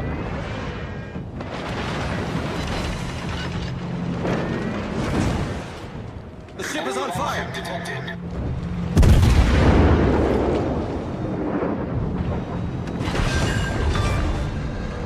We've sunk an enemy destroyer. Torpedoes, direct front. A final person with insight to Epcot, and a person particularly close with Walt himself, was Imagineer Marty Sklar. Sklar had first come to Disney in 1955 to write for the Disneyland News newspaper. While he was still a student at UCLA, he soon worked his way into WED Enterprises, helping with attractions for the 1964 New York World's Fair, and becoming one of Walt's main writers for his presentations and on-screen appearances. Some refer to Sklar as the voice of Walt. Sklar had been close to the Florida project's development, and he was working on the photo plan of Epcot. He also got to see firsthand a changing Walt Disney. Throughout 1966, Walt's age was showing and his health was declining. He was not doing himself any favors. For a man designing an ideal community of people, he rarely socialized and spent most of his time at the studio working on Epcot. He drank more than he ever had. When he received formal dinner invitations, he would write large underlined no's in red ink on the page. He had few hobbies and seemed to be happiest when entertaining his grandchildren. Walt was quieter than usual and was acting rather strangely. He frequently called the in-house songwriting duo the Sherman Brothers to his office, demanding that they play him the Mary Poppins number, Feed the Birds, always tearing up at the music. Why is unclear. Walt might have been tired after all of those decades of work.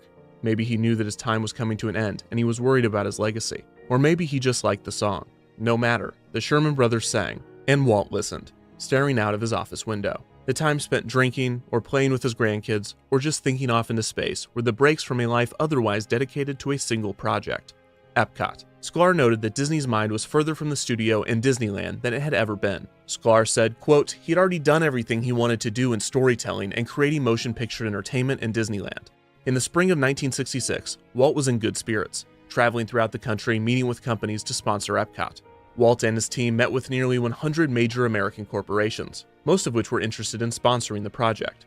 Walt also viewed interesting concepts that major cities were implementing, such as an interesting garbage recycling project in Tampa and new shopping malls in New York and Pennsylvania. But as the plans progressed, and spring gave way to summer, and then summer gave way to fall, ideation was turning into desperation. Buzz Price described Epcot as a project created, quote, in the last stages of a man's life, in a hurry to do what he said he wanted to do, which is to leave 25 years of work for his organization. And that organization had concerns with Walt's proposal.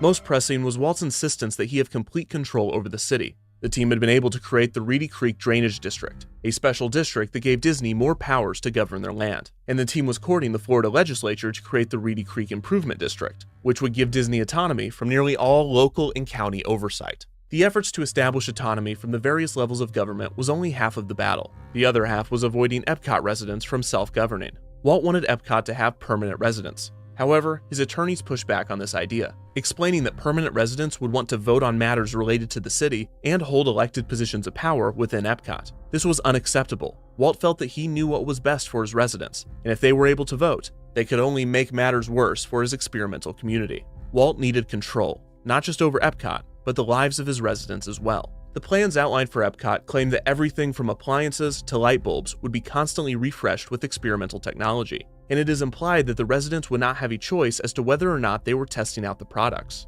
Walt immediately shifted to the idea of having temporary rotating residents leasing property, with no one staying longer than 9 months. This would prevent Epcot from becoming a democracy. Instead, Walt's Epcot would be run not by the people or by the elite, but by Walt Disney alone. He knew what was best for his people.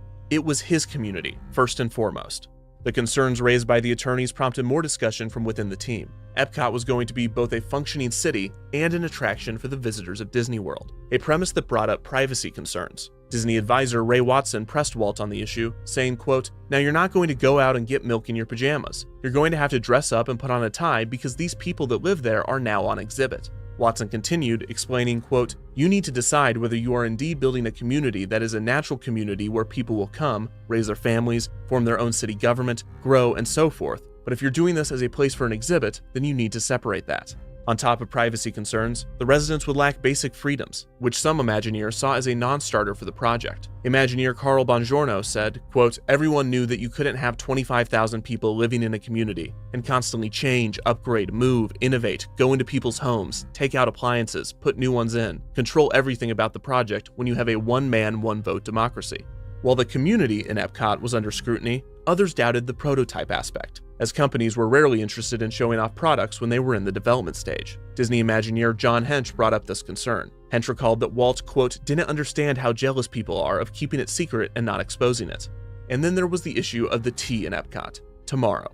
Tomorrow was always fast approaching, and as proved by Disneyland's Tomorrowland, it was expensive to keep up with the future. Walt's goal was for Epcot to always be 25 years ahead of its time, a costly proposition, if possible at all. These were the voices of dissent within the Epcot team. Outside the collaborative bubble, opinions toward the project were much more cynical. Many people at the animation studio thought that the project was a terrible idea, possibly because it was distracting Walt from animation, but also maybe because it was just a terrible idea. Longtime friend of Walt, Ward Kimball, said, quote, "You can't experiment with people's lives." As with Palm Beach, Walt's brother Roy was wary of Epcot, and he was especially worried at its scale. But for many within the company and outside of it, Walt had earned the benefit of the doubt. No one believed that a feature-length animated film would be successful, and just as few thought Walt could pull off a project like Disneyland. By this point, everyone had learned their lesson.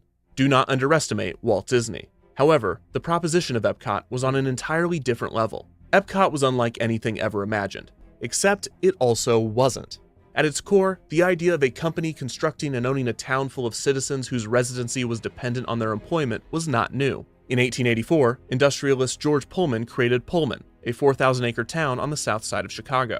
With over 1,000 homes and 12,000 residents, Pullman was initially a huge success, thanks to its innovative design and amenities. However, like the plans for Epcot, workers were only allowed to rent and were evicted if fired, and everything from saloons to libraries were at the full discretion of Pullman. Underlying issues came to a head after the economic downturn of 1894, and after only a decade, Pullman succumbed to a workers' strike. After government intervention, the strike turned violent, killing 30 people. Pullman was then annexed back into Chicago. In 1928, Henry Ford created a rubber factory and town named Fordlandia in the Amazon jungle, in which he tried to impose his personal ideals on indigenous workers, dictating their diet and banning alcohol, tobacco, and women to increase productivity. Riots and strikes ensued, and ultimately, no rubber was manufactured. Company towns such as these were once a common practice, especially for long-term remote jobs such as mining, but these cities rarely lasted for long, especially under the ownership of a single company. Two of the most common reasons for the demise of a company town were lack of property ownership or the enforcement of a social ideology, both things that Epcot would have. Epcot was different from other company towns in many ways, but it was alarmingly similar, and it very well could have experienced the same unrest that other experimental towns did.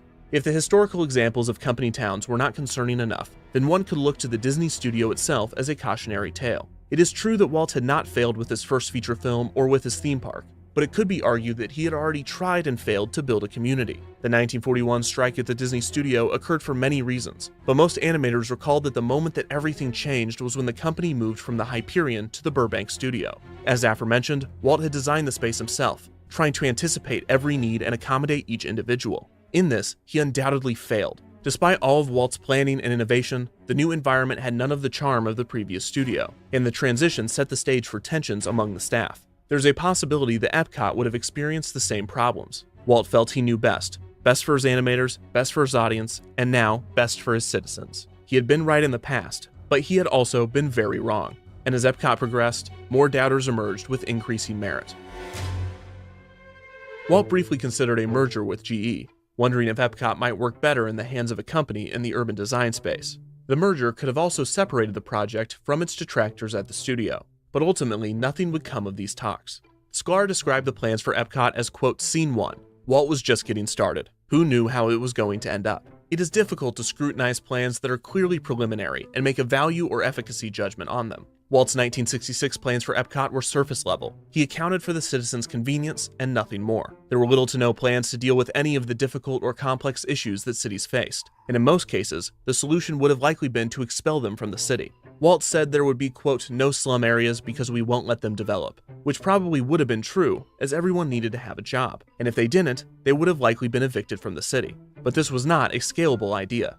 In fact, Epcot as a whole would not have been replicable. The project was only viable because it was an attraction. The city's primary industry would have been tourism, so it needed to remain unique. Walt knew this, and he was not looking to build a perfect city that could be reproduced throughout the country, but rather an environment to test smaller ideas and technology. Davis said, quote, it was his philosophy not to build a city that would solve all the urban problems all over the world, but to give a chance to American industry to experiment and show to the world just how the problems of traffic and housing could be solved. Still, even if Epcot was not intended to be utopia, many wondered how Disney would deal with human behavior. What would happen when a sponsor moved or laid off their workforce? Would this result in mass evictions? How would Epcot deal with the repercussions of a serious crime, like murder? How would Disney handle racial integration and race relations? Any follow-up questions to the Epcot proposal did not have any answers. Despite the lack of depth and comprehensiveness, Walt was suddenly turning his attention from planning the city to announcing it.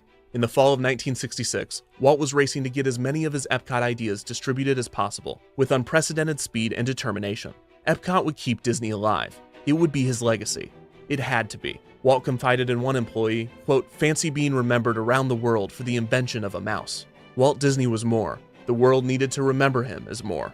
He was showing his feelings now more than ever. On one occasion, Walt pointed to a section of an Epcot map, saying, quote, this is where the park bench will be, where Lily and I are going to sit at night and watch all the people. People that would be happy. People that would be a community. His community.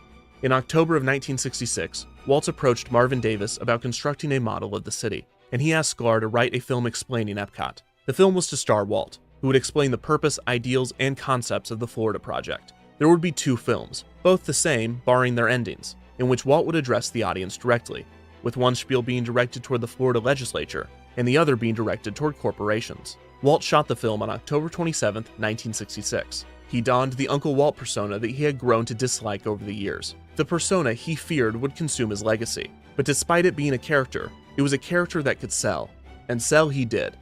And Epcot will always be a showcase to the world for the ingenuity and imagination of American free enterprise. Walt gave an overview of the Florida project, as well as the plans for Epcot. In the background, an instrumental of the Carousel of Progress's theme song, There's a Great Big Beautiful Tomorrow, played. Sklar said that the film was, quote, not just a sales job. Epcot was his blueprint, coming out of his head, a blueprint of what was on his mind. Before Walt introduced a narrated tour of the city concept, he stressed that these plans were still in their preliminary phases, and that they would change many times. And boy was he right. The last of summer will draw you in at Toyota's National Sales Event. It's like a magnet, but for people. Every new Toyota comes with Toyota Care. That's the value you can expect from Toyota. Toyota, let's go places.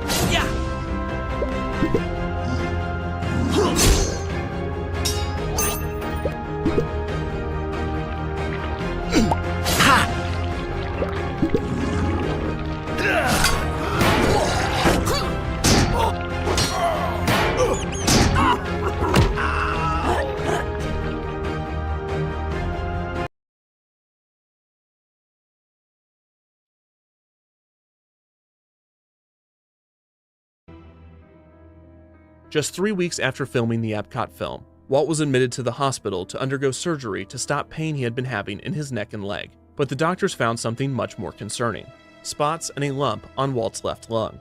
It was cancer. Those that knew Walt knew that he was a heavy smoker. The cause of the cancer was not surprising, but nothing could have prepared anyone for the death of Walt Disney.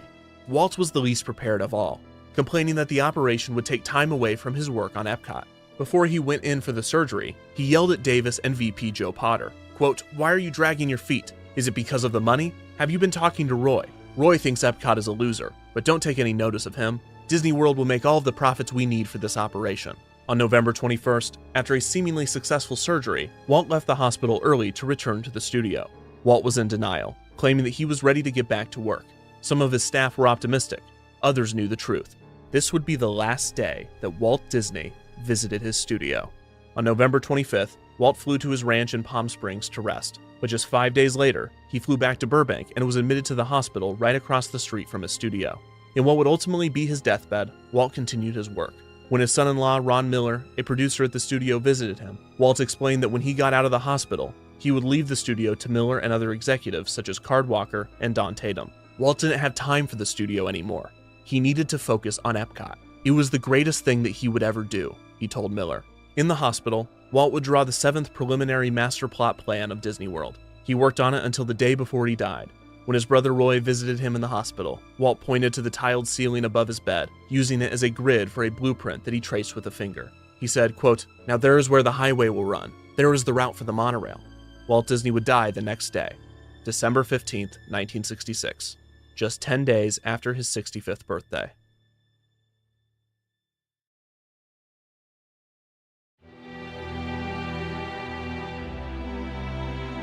The world properly mourned the loss of the entertainment giant, and his company was left with a media empire and 27,000 acres of nothing but scenery and statues.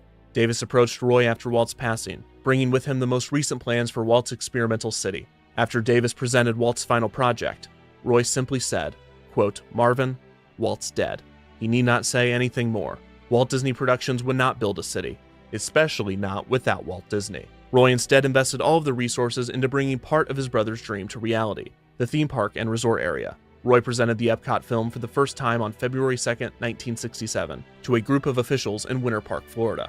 The Epcot city concept remained in conversation over the years, and was especially helpful in obtaining favorable political agreements, such as the Reedy Creek Improvement District, and other powers that may not have been granted to a theme park resort alone. Roy would rename Disney World to Walt Disney World, to honor his brother. The resort opened with the Magic Kingdom theme park and 2 resort hotels. Epcot was nowhere to be found. However, elements were present, such as the utilidors, a tunnel system on top of which the park was built, and an AVAC garbage collection system similar to the one that Walt proposed. The map that Walt drew was the foundation for the resort's planning, and the Contemporary Hotel, one of 2 Disney World hotels that Davis would help design, would resemble many of the Epcot renderings, both aesthetically and with its signature feature, a monorail that passed through the structure. Walt Disney World Resort opened on October 1st, 1971. Roy would pass less than 3 months later, on December 20th, 1971. Walt Disney Productions was left in the hands of Walt's son-in-law, Ron Miller. Executives Card Walker and Don Tatum as well as the countless other artists that had worked on the company's projects. These would be the people left to grapple with what would become of Epcot. If it wasn't to be a city, what would it be? The company kept putting it off, placing it in a second phase category that was 10 or so years away. It was not until 1974 that Disney president Card Walker confirmed that Epcot was going to happen, although it would be far different than a city. And thus, Walt's dream, his final and most intense passion project, was officially dead. But what, as he often wondered, would become of his legacy in the wake of its cancellation? Walt's nephew Roy E. Disney once said, quote, "If you get 40 people in a room together and ask each one of them to write down who Walt was, you'd get 40 different Walts." It is impossible to define a person in a word, especially Walt Disney.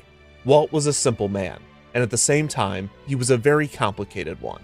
He was a futurist that traded in nostalgia, a conservative obsessed with progress, a gentle mentor with an impatient temper. Many of Walt's qualities and contradictions can be found in Epcot, but it does not make the picture any more clear. Maybe a single project cannot explain a person's life or hold their legacy. Maybe to Walt, Epcot was about more than just legacy, or urban planning, or futurism. Why did Walt try so desperately for decades to build a community? Maybe Epcot was something that Walt lost, something that he wanted to get back. Walt Disney left behind a complicated legacy, and Epcot was just a piece in that puzzle, a missing piece.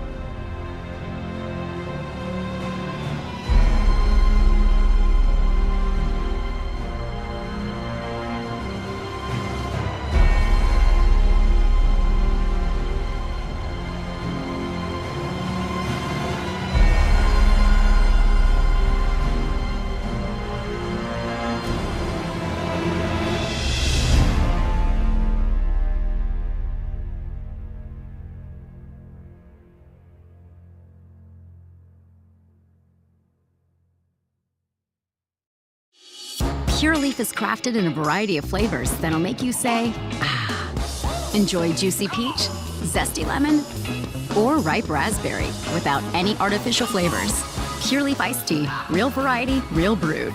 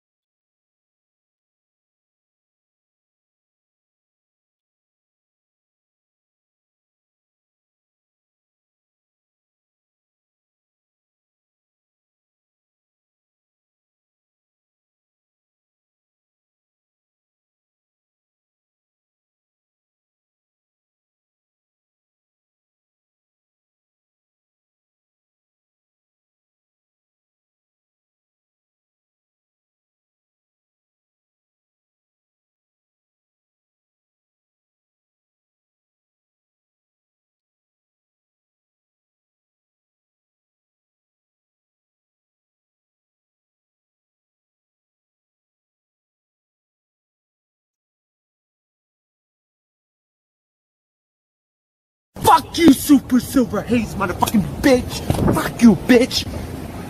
I'm sorry. I'm okay.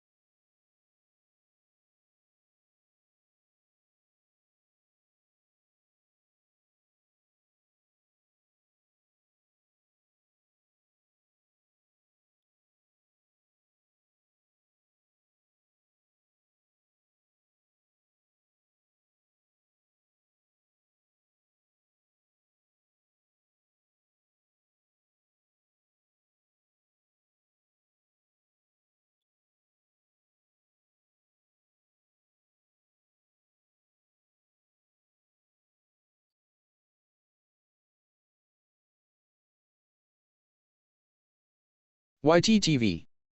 RIP Hawaii fire.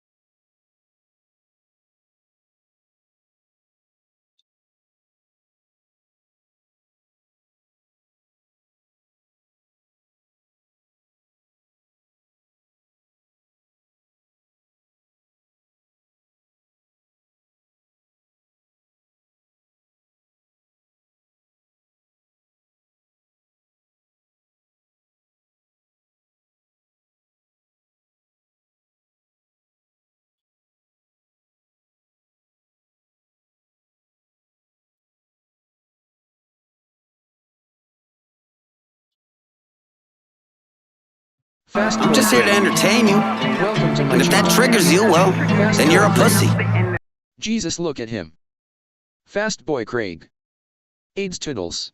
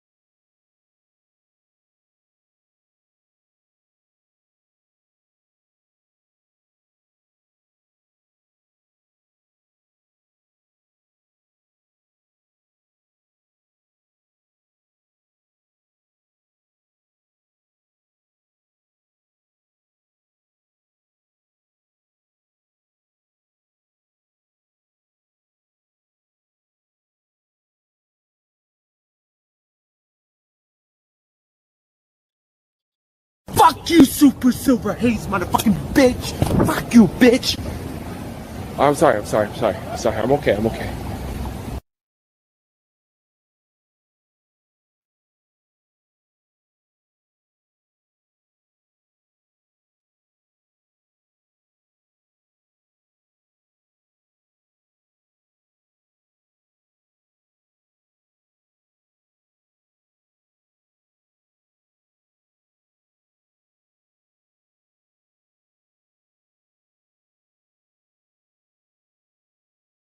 Heavy minus sign the resurrected S.S.H heavy plus sign. Check out the list of commands that can be used here. https://lumiasteam.com/commands/cult of walla flash, police, RGB, hex, color, random, blackout, KOKK, white, red, face, blue.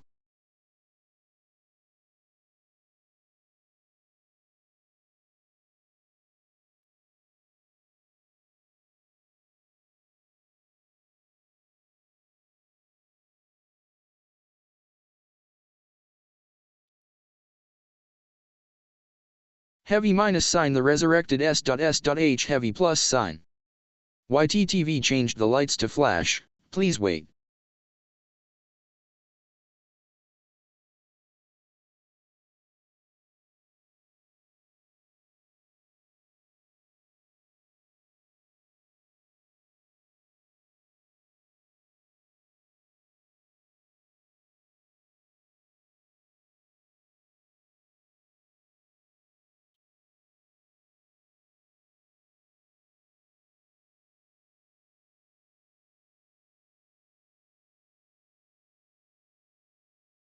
Heavy minus sign the resurrected S.S.H heavy plus sign. YTTV changed the lights to police, please wait.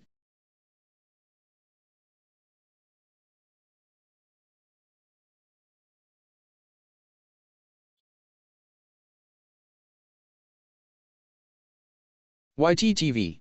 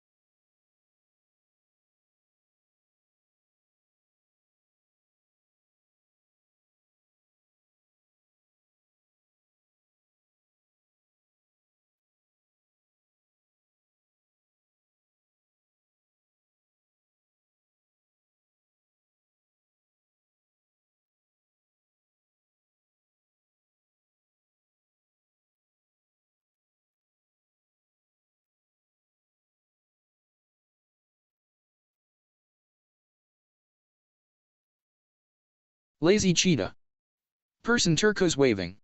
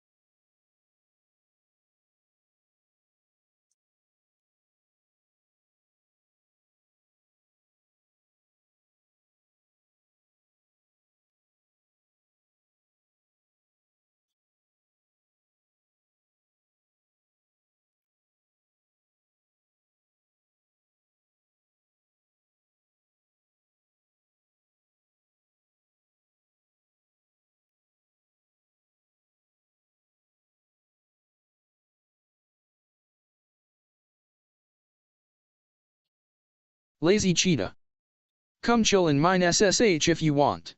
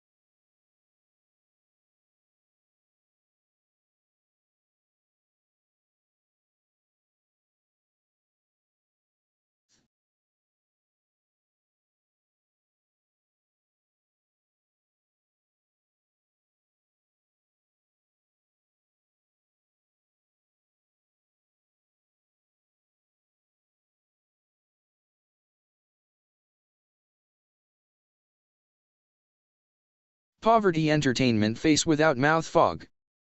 Like an alien tapeworm leeching on his leg.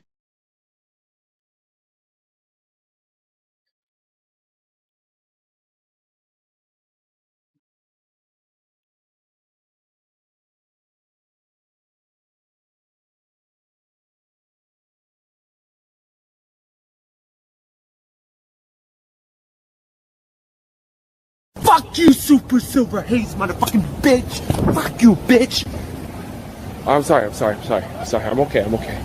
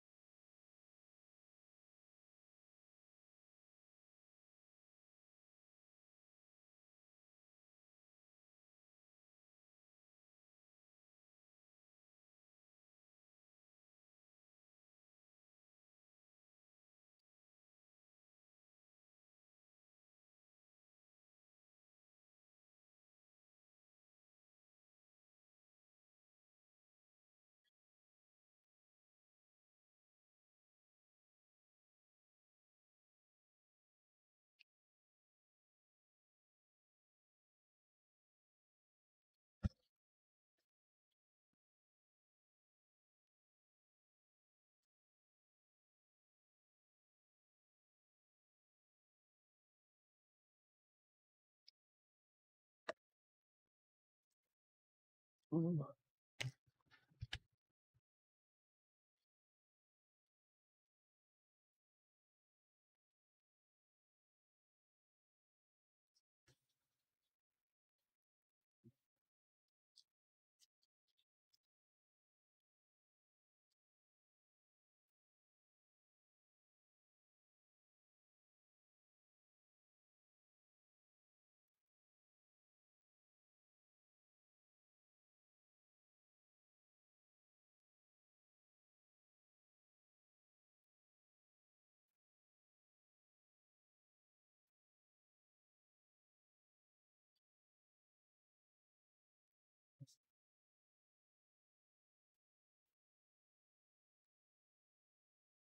fuck that.